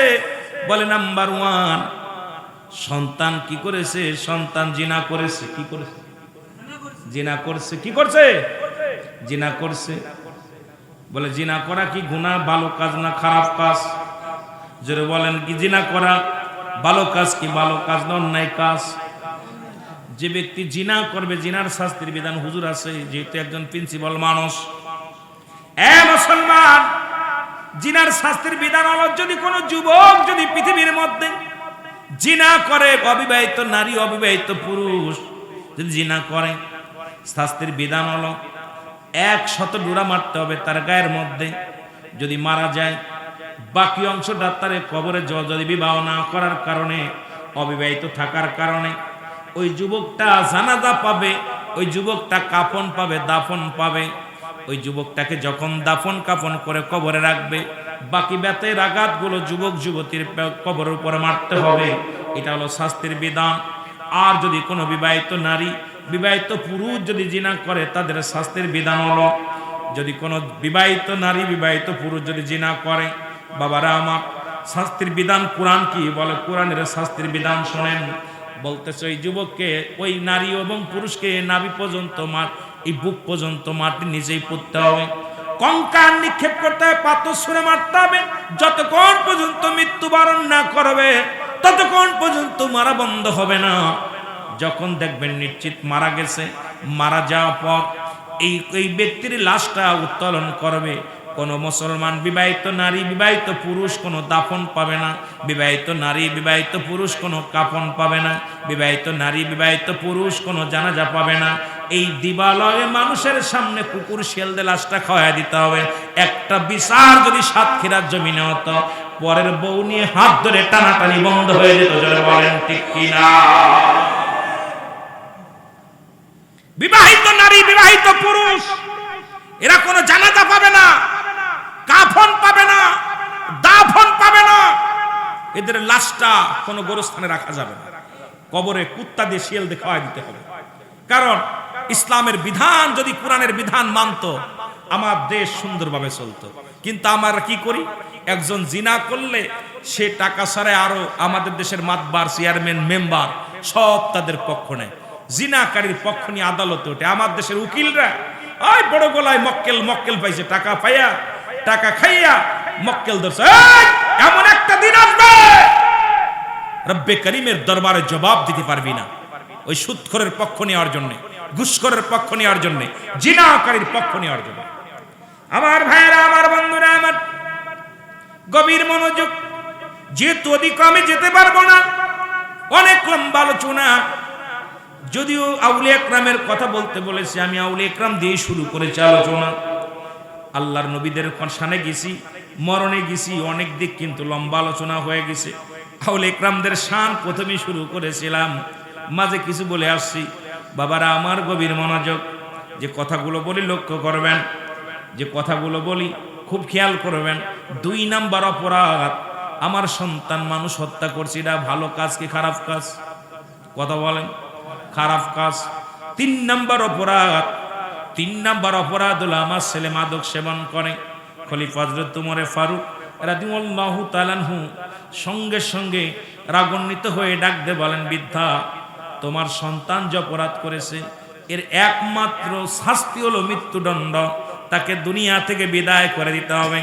যুবক বলে, হুজুর আপনার আইন আমি মেনে নিলাম, আপনার বিচার আমি মেনে নিলাম। খলিফা হযরত উমর ফারুক রাদিয়াল্লাহু তাআলা আনহুকে ডাক দিয়ে বলে, হুজুর আপনার বিচার আপনি যেটা করেছেন আমি মেনে নিলাম, আমি অন্যায় করেছি, আপনি আমাকে যে শাস্তি দিবেন মেনে নিলাম, তবে আমার বিচারের আগে আমার বাবার বিচারটা করা লাগবে। আপনি আমার বিচার করবেন, আমার বিচারের আগে বাবার বিচার করা লাগবে। খলিফা হযরত উমর ফারুক ডাক দিয়ে বলে, বাবা তোমার বাবার বিচার, বুড়া মানুষ, কি বিচার তুমি চাও? বলে, হুজুর আমি অন্যায় করার পিছনে, খুন করার পিছনে, আজকে জিনা করার পিছনে সবচেয়ে বড় দায়ী আমার আব্বা মা।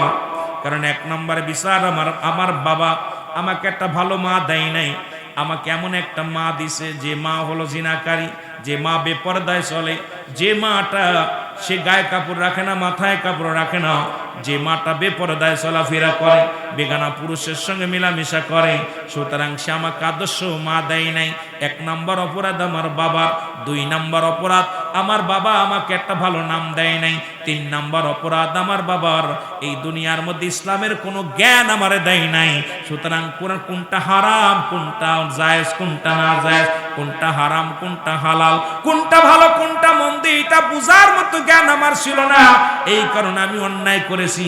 সুতরাং কিয়ামতের ময়দানে অধিকাংশ গার্জিয়ান আমরা ধরা পড়ে যাব। সন্তান বলবে, এ আল্লাহর ফেরেশতারা রে, আমরা তো অন্যায় করেছি, আমার বাবা তো কোনোদিন নামাজের জন্য তাগিদ দেন নাই, আমার বাবা তো কোনোদিন রোজার জন্য তাগিদ দেন নাই, আমার বাবা তো কোনোদিন হারাম হালাল শিক্ষা দেয় নাই, আমার বাবা তো কোনোদিন নামাজ না পড়লে কোনোদিন আমাকে বাধা দেয়, আমাকে কি করে নাই, মারে নাই, আমার কোরআনের জ্ঞান দেয় নাই, আমি হাদিস কোরআন সম্পর্কে অজ্ঞ ছিলাম। সুতরাং আজকে যদি আমাকে জাহান্নামে নিতে হয়, আমার আব্বা মারে আগে নিয়ে চলো। জোরে জোরে বলেন ঠিক কিনা? 3টা অপরাধ।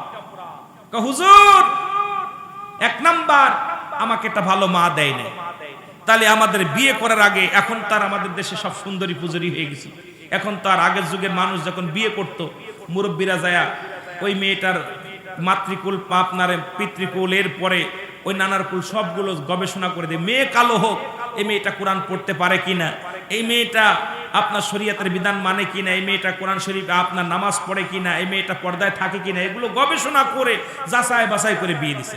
আর এখন আর স্কুল কলেজ, আজকে দেখলাম আপনাদের সাতক্ষীরায় কলারোয়ায় দেখলাম এক মেয়ে 6-এ পড়ে, পুলিশে ধরছে, আমার পুলিশ ভাইরা ধরে নিয়ে আসে। আমি খুব লজ্জা পাইছি, সে মেয়েটাও পরে 6-এ, ছেলেও পরে 6-এ, মেয়েটা পরে 6-এ, ছেলেটা পরে আপনার ছেলেটা একটা মেয়ে 6-এ পরে, একটা মেয়ে 7-এ পড়ে, দুইজন প্রেম করে বাড়িতে টাকা পয়সা নিয়ে ভেগে যাচ্ছে। এখন পুলিশ প্রশাসনে আমার ধরেছে, প্রশাসনদের বলছে আমাদের বয়স হয়ে গেছে। বয়স কেবল 6-এ পড়িস, বয়স হলো কেমনে? কই আপনি বুঝবেন না আমাদের বয়স হয়ে গেছে। কোন দেশে আছেন? এর জন্য দায়ী বাবা মা, কারণ ওই সন্তান সেভাবে জন্ম দিতে পারে নাই, লালন পালন করতে পারে নাই।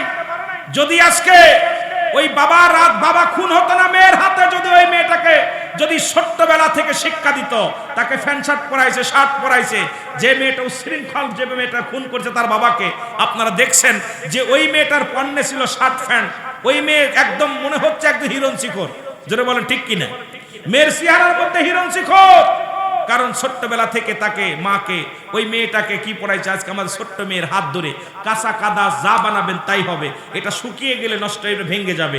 আজকে ছোট্টবেলা থেকে আমাদের ছেলে মেয়েদেরকে শিক্ষা দিছি কেমনে সমগামী করা যায়, কেমনে আপনার ওই যে বানর থেকে মানুষ হয়, কেমনে এইগুলো আমাদের শিক্ষা পাঠ্যদানে। আজকে ছেলে মেয়েগুলো নোংরা হওয়ার পিছনে আমাদের পাঠ্য বই বেশি দায়ী। শিক্ষাঙ্গনটা একেবারে এমন একটা জায়গা চলে গেছে যে শিক্ষাঙ্গনে এখন কোনো ভালো কিছু আমাদের শেখানো হয় না। মাদ্রাসা বলেন, স্কুলে বলেন, আমরা ছোট্টবেলা যে কবিতাগুলো গদ্যগুলো পড়েছি, যার ভিতরে মজা পেয়েছি, সাহাবীদের জীবনী, নবীদের জীবনী, আউলিয়া একরামদের জীবনী, আর এখন পড়লে পারে সমগামী কারে কয়, তারপরে বানর থেকে কেমনে মানুষ হয়, কেমনে পুরুষে পুরুষ মানে কেম যে দুনিয়ার যত নোংরা সমস্ত কিছু বইয়ের মধ্যে। আজকে এই জন্য আমাদেরকে এই জাতিকে বাঁচানোর জন্য আমাদের পাঠ্য বই পরিবর্তন করার দরকার আছে কিনা? জোরে বলেন আছে কিনা? কথা বলেন না কেন? আমার বাবারা, আমি খুব কষ্ট পেয়েছি যে বাবার খুন করে বাবার নামে তহমাত দিছে একজন বাবা, সমস্ত বাবাকে দায়ী করেছে। একটা সবচেয়ে একটা নোংরা জিনাকারী সমকামী মেয়ে, সে বাবা জাতির কলঙ্ক। অথচ এই বাবা মার প্রতি কত সম্মান, কত রাসূল আকরাম সাল্লাল্লাহু আলাইহি সাল্লাম পিতা মাতার কথা বলতে যায়, রাসূল আকরাম সাল্লাল্লাহু আলাইহি সাল্লাম বাবারে কত ভালোবাসতেন, সম্মান করতেন। দেখেন না আমার রাসূল পাক সাল্লাল্লাহু আলাইহি সাল্লাম পিতা মাতার বিষয়ে যে এত সুন্দর আলোচনা করেছেন, নবীজি এমন সুন্দরভাবে পিতা মাতার সঙ্গে ব্যবহার করেছেন, সেই পিতা মাতাকে আজকে সারা বাংলাদেশে পিতা জাতিকে কলঙ্ক করেছে যে পিতা তার সঙ্গে অবৈধ কাজ করেছে। সুতরাং এই মেয়েকে আমি মনে করি দিবালয়ে মানুষের সামনে তাকে টুকরা টুকরা করে কুকুর শিয়াল দিয়ে খাওয়াই দেওয়া উচিত। জোরে বলেন ঠিক কিনা? সে যদি দোষী হয়, যে বাবা নামের কলঙ্ক, যে সমস্ত বাবারা এখনো এর থেকে শিক্ষা না নেন, এই মেয়ে থেকে শিক্ষা না নেন, যে মেয়ে যদি উশৃঙ্খল অবস্থায় জন্ম হয়, ওই মেয়ে যদি উশৃঙ্খল হয়, বেপরদায় চলে, ওই মেয়ে যদি শর্ট কাপড় পরে, ওই মেয়ে যদি বুরকা না পরে, ওই মেয়ে যদি বেপরদায় চলে, ওই মেয়ের হাতে আপনি যেমন ওর বাবা খুন হয়েছে, তদ্রূপ আপনার মেয়েও আপনাকে জাহান্নামে নিবে। যদিও খুন না হন, ওই মেয়ের কারণে আপনি জাহান্নামে যাবেন। এই জন্য আপনাদেরকে অনুরোধ করব, আপনাদের যারা কন্যা সন্তান আছে তাদেরকে ইসলামের বিধান অনুযায়ী লালন পালন করার দরকার আছে কিনা? জোরে বলেন আছে কিনা? একটু মহব্বতের সঙ্গে দুরূদ শরীফ পড়ুন। আল্লাহুম্মা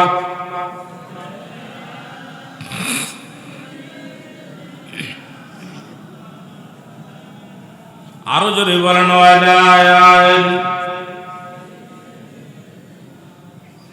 ইতিহাস পড়ে মোরা জানলাম অলিগণেন সেই ইসলাম, অলিগণেন সেই ইসলাম। বলে ইতিহাস পড়ে মোরা জানলাম অলিগণেন সেই ইসলাম, সেই শাহজালাল শাহপরান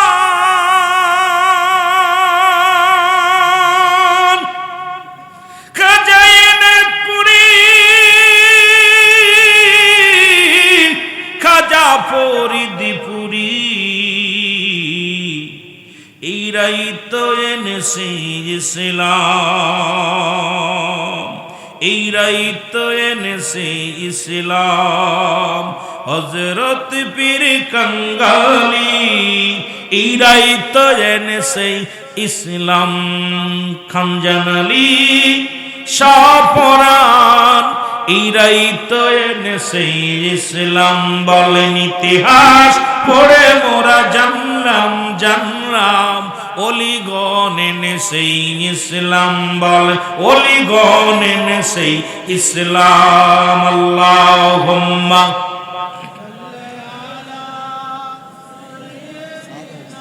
ঠান্ডা গেছে।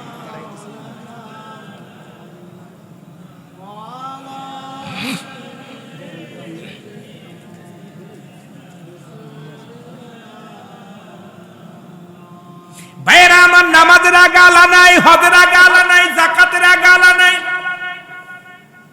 আলা আছে আল্লাহর ওলিদের বিষয়। সূরা ইউনূসের মধ্যে 11 নম্বর পারা 62 নম্বর আয়াত। কত নম্বর? কথা বলেন। 11 নম্বর পারা 62 নম্বর আয়াত। আল্লাহ বলে আলা সাবধান, ইন্না নিশ্চয়। এখন এটার আবার ব্যাখ্যা বর্তমান আলেমরাও দেওয়া শুরু করেছে বলবা, কিন্তু মুসলমান যারা ওলি প্রেমী, যারা আউলিয়া প্রেমী, তারা শুনে নেন। আমার আল্লাহ বলেন নামাজের আগে আলা নাই, যাকাতের আগে আলা নাই, হজের আগে আলা নাই। আলা সাল্লার ওলিদের বিশালা সাবধান, ইন্না নিশ্চয়। আলা ইন্না উলিয়াল্লাহি, আল্লাহর তরফ থেকে যারা ওলি হয়, লা নাই খাউফুন শব্দের অর্থ ভয়, ওলা যদি অবস্থান করে হুমাদের উপরে ইহজানুন, তাদের কোনো চিন্তা নাই, ভাবনা নাই। এ মুসলমান, পৃথিবীর মধ্যে যত আউলিয়া کرام এসেছে, আউলিয়া کرامগণ আল্লাহ থেকে জুদা নয়, কারণ আল্লাহর ওলিদের কাছে আসে ইলহাম, নবীদের কাছে আসে ওহী। ওলিদের কাছে আসে কি? জোরে বলেন। ইলহাম। ওলিদের কাছে আসে ইলহাম, ওলিদের কাছে আসে ইলহাম, নবীদের কাছে আসে ওহী। হাদিস শরীফ মানেন কে কে? ওলি আল্লাহদের কথা মানেন কে কে? কুরআন মানেন কে কে?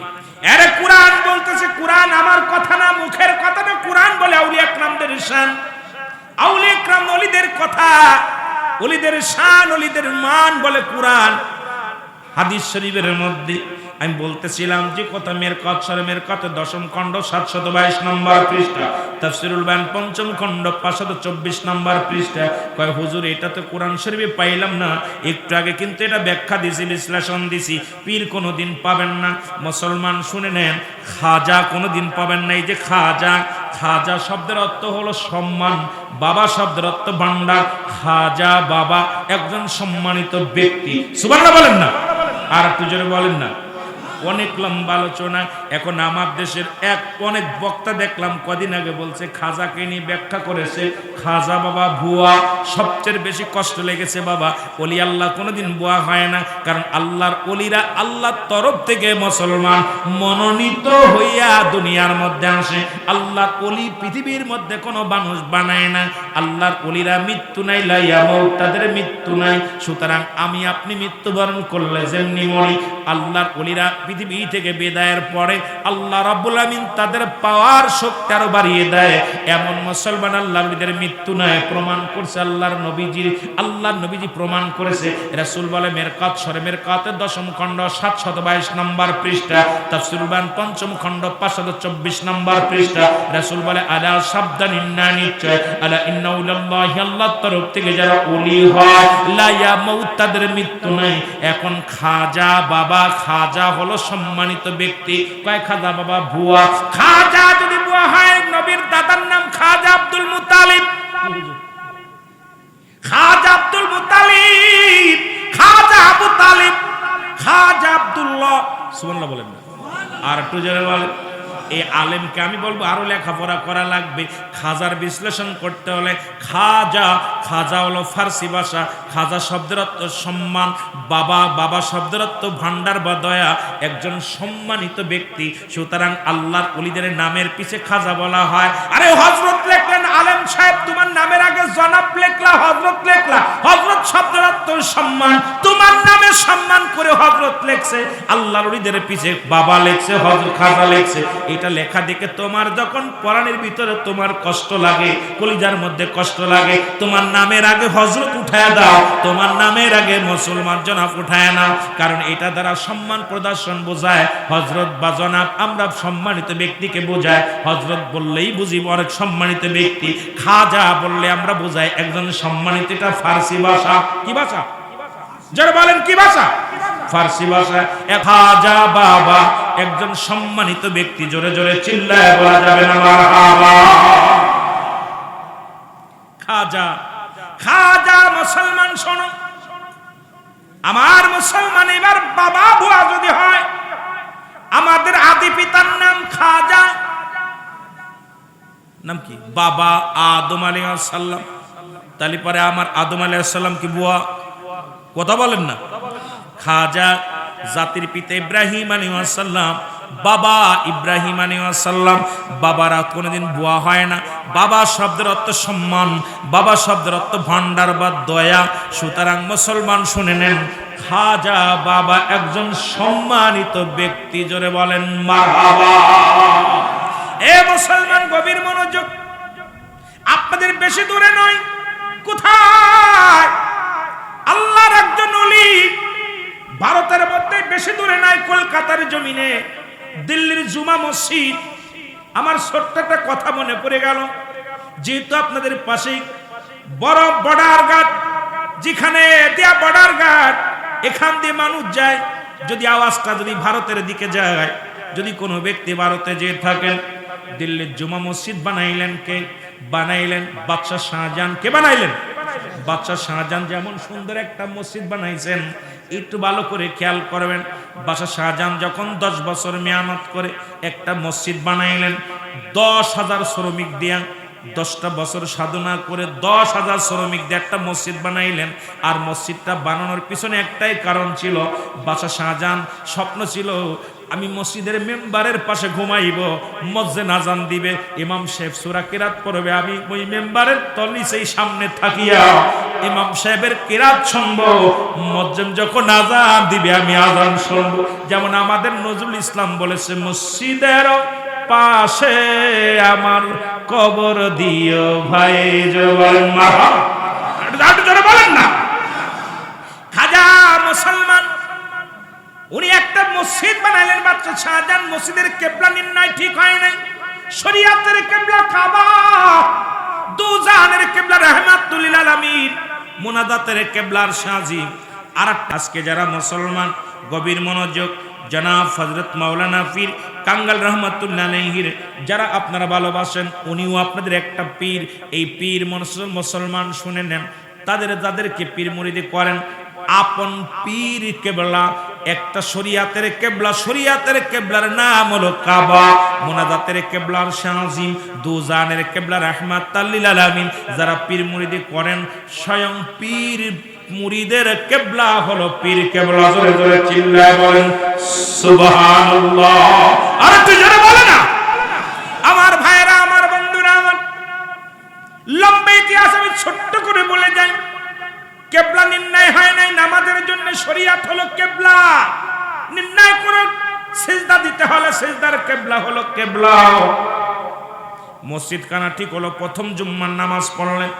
নামাজটা পড়ার পর এবার স্বপ্নে দেখলেন বাদশাহ শাহজাহান, বাবারে তুমি নামাজ পড়েছো মসজিদে, কারণ নামাজ হয় নাই। দ্বিতীয় জুম্মায় নামাজ হয় নাই, তৃতীয় জুম্মায় নামাজ হয় নাই। বাদশাহ শাহজাহান কান্দের বলে, আল্লাহ এত সাধনা করে মসজিদ বানাইলাম, এই মসজিদের ভিতরে ঘুমাইব, মসজিদের সামনে ঘুমাইব, ইমাম সাহেবের কেরাত শুনবো, মুয়াজ্জিন সাহেবের আজান শুনবো, সেই মসজিদের যদি নামাজ না হয় রে, সেই মসজিদে যদি আমার সাধনা ভজন না হয়, সেই মসজিদে নামাজ আদায় করলে যদি নামাজ না হয়, রব্বে কারীম আমার কষ্টটাই বিফলে, আমার জীবন বিফলে। কানতে কানতে শুয়ে পড়েন।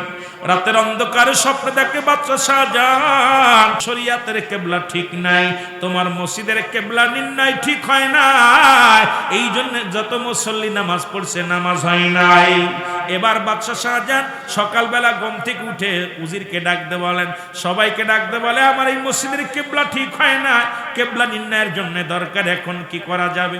সবাই বলে, হুজুর এই মসজিদটায় বেকা হয়ে নামাজ পড়তে হবে, না হয় মসজিদটা ভেঙে ফেলতে হবে, তাছাড়া ব্যতিক্রম কিছু করার নাই। বাদশাহ শাহজাহান বলে, আমার প্রজারা শোনো, এই মসজিদের গায়ে যদি একটা আঘাত করো, এই মসজিদের গায়ে যদি একটা ইট ছড়াও, তাহলে আমার কলিজার মধ্যে আঘাত লাগবে। আমি বেঁচে থাকতে আমার মসজিদের গায়ে একটা টুকা মারতে পারবি না। আর সেই ভারতের মধ্যে কত মসজিদ ভেঙে গুড়িয়ে দিতেছে, আমার কষ্ট হয়। এরে মুসলমান, বাবরি মসজিদ ভেঙে মন্দির পা গেছে বলতেছিল, কিন্তু বাবরি মসজিদ ভাঙ্গা পর দেখা গেছে মসজিদের ভিতরে থেকে আর একটা মসজিদ বাইরে রয়েছে।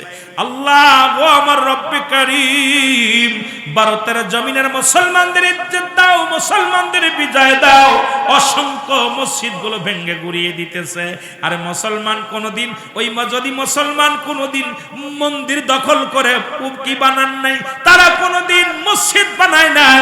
আজকে নরেন্দ্র মোদী এই জানোয়ারটা মুসলমানদের মসজিদগুলো গুঁড়ো করে দিতেছে। তাদের ধারণা আমরা মুসলমানেরা জোর দখল করে রয়েছি। মুসলমান আজকে ভারতের মুসলমান নির্যাতিত হয়, ভারতের মুসলমান মা বোনেরা ঘর থেকে বাইর হতে পারে না। আমার মা বোনদের গায়ের বুরকাগুলো খুলে নেয়, মসজিদ থেকে তাদের মুসল্লিদেরকে পিটায় বাইর করা হয়। ওই ভারতের হিন্দু পুলিশেরা মুসলমানদের পিছন থেকে লাথি মেরে মেরে তাদের সামনে ফেলে তো জমিনের মধ্যে ঝড়ে। রব্বে কারীম, তোমার কি দয়া লাগে না? তুমি আরেক জাত আবাবিল পাখি পাঠিয়ে দিয়া ভারত রাজ্যকে তুমি ধূলিসাৎ করে দাও, ওই অমুসলিমদেরকে ধূলিসাৎ করে দাও। জোরে জোরে চিল্লায় বলা যাবে আল্লাহু আকবার। এ মুসলমান, ভারতের কান্না যেহেতু প্রতিবেশী রাষ্ট্র, আমাদের প্রতিবেশী রাষ্ট্র বড় কষ্ট হয়, তাদের অপরাধ কি? অথচ আমি গুনাহগার, একাধিকবার ভারতে গিয়েছি, আমি গুনাহগার, দেখেছি ভারতে যত হিন্দুরা যত শান্তির মধ্যে আছে, তার দ্বিগুণ শান্তি বাংলাদেশের হিন্দুরা আছে। তারপরও দাদার কাছে নালিশ দেয়, এই জন্য বড় কষ্ট হয়।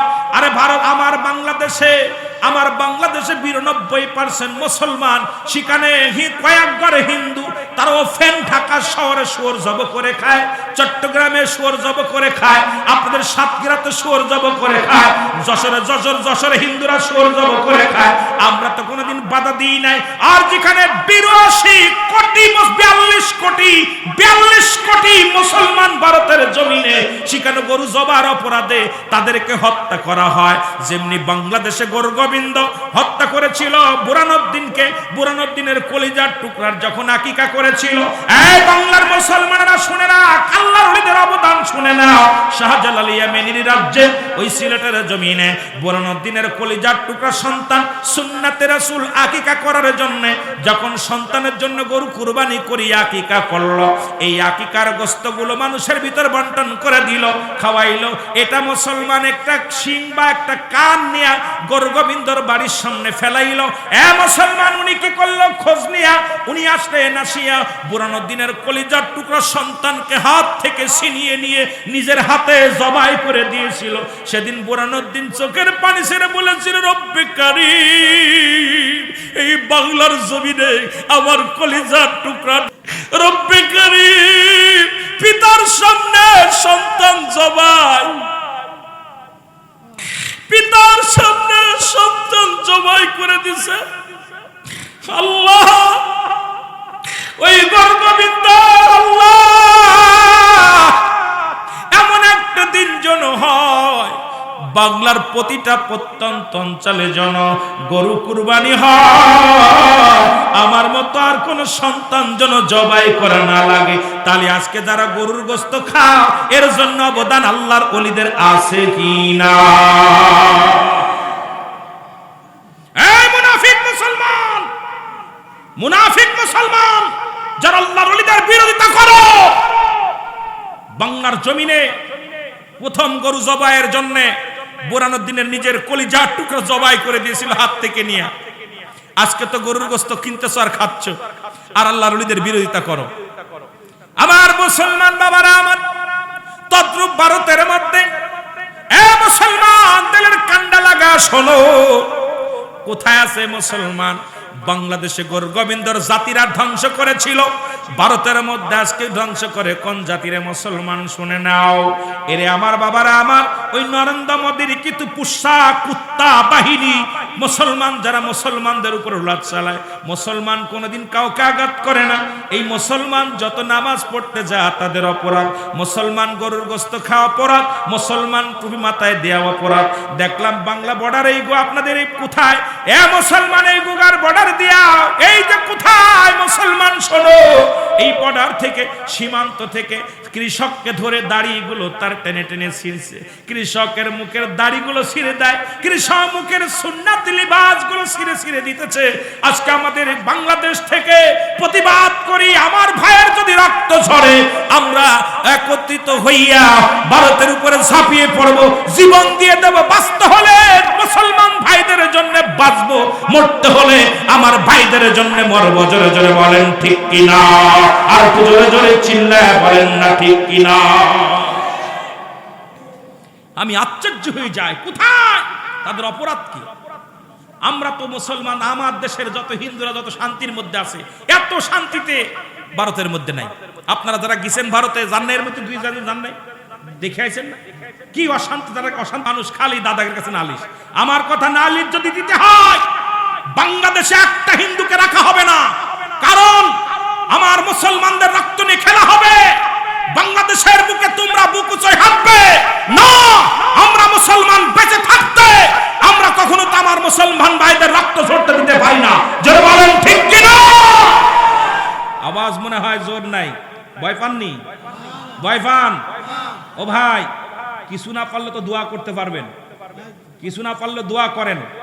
কারণ আজকে কোথায় ওই যে ইসরায়েলের জানোয়াররা শুরু করেছে, কোথায় ফিলিস্তিনের উপরে আক্রমণ করতেছে। যদিও আমরা যেতে না পারি, এখান থেকে কি দোয়াটা করতে পারবো না? আর রব্বে কারিম আবাবিল পাখি দিয়ে আবরা বাদশাকে সাইজ করেছিল, মশা দিয়া নমরুদরে শেষ করেছে। এ মুসলমান, ফিরাউন, নমরুদ, কারুন যারা খোদাই দাবি করেছিল তাদেরকে সাইজ করেছে। আমার বাবারা, আমি নাম বলতে চাই না, অসংখ্য যারা পৃথিবীর মধ্যে বেশি বাড়তে বাড়তে সীমা লঙ্ঘন করেছে, রব্বে কারিম তাদেরকে এক ওসিলায় ফেলে দিছে। জোরে বলেন ঠিক কিনা?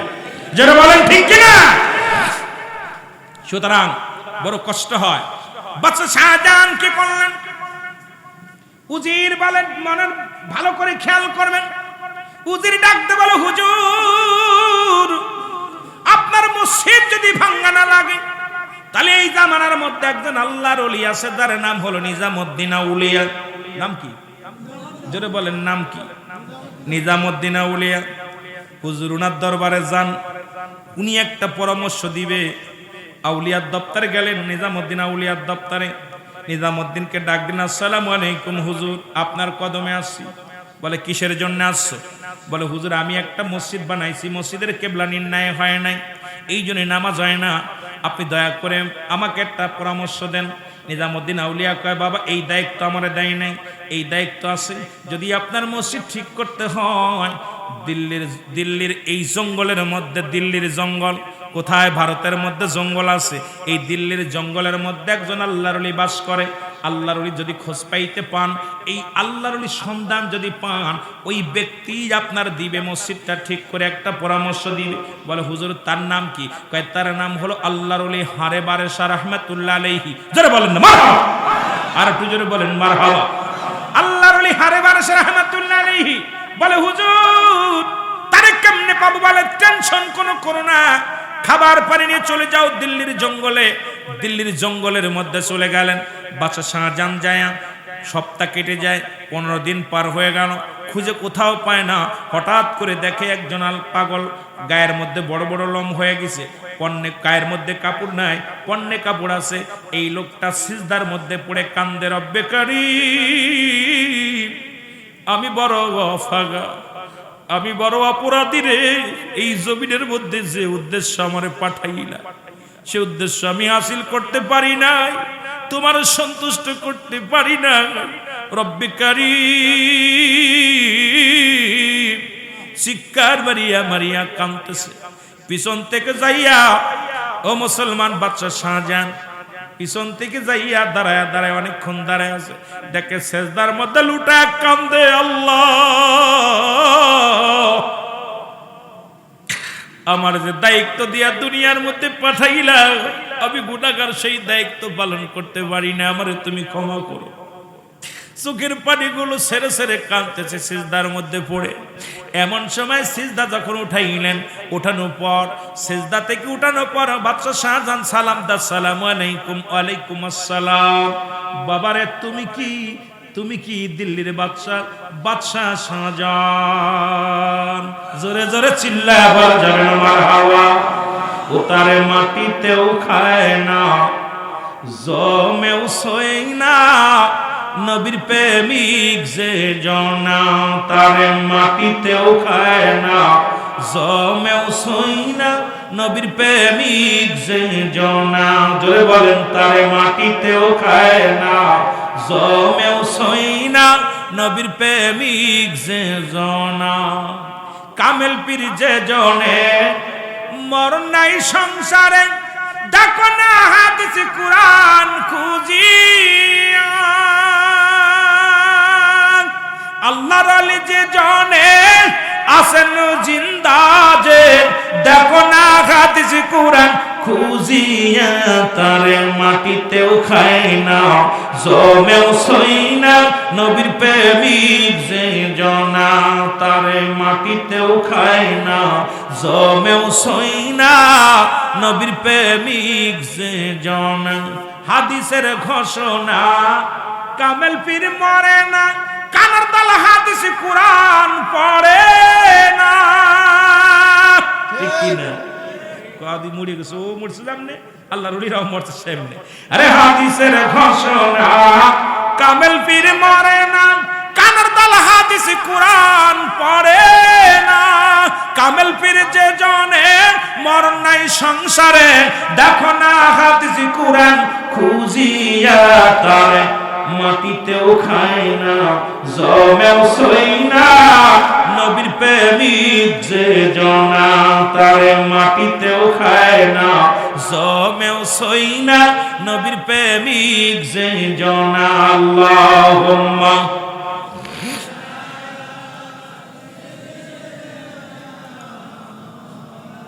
বারোটা পারে গেছে, 12টা পারে গেছে।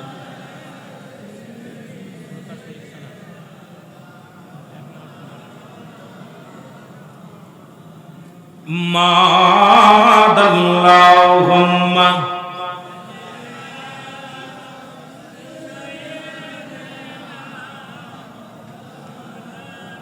ওয়ালায়ালি সাইয়্যিদিনা। এ ভাইরা আমার, বন্ধুরা আমার, গভীর মনোযোগ। এবার বাদশা শাহজাহান বলে, হুজুর, আবার আপনি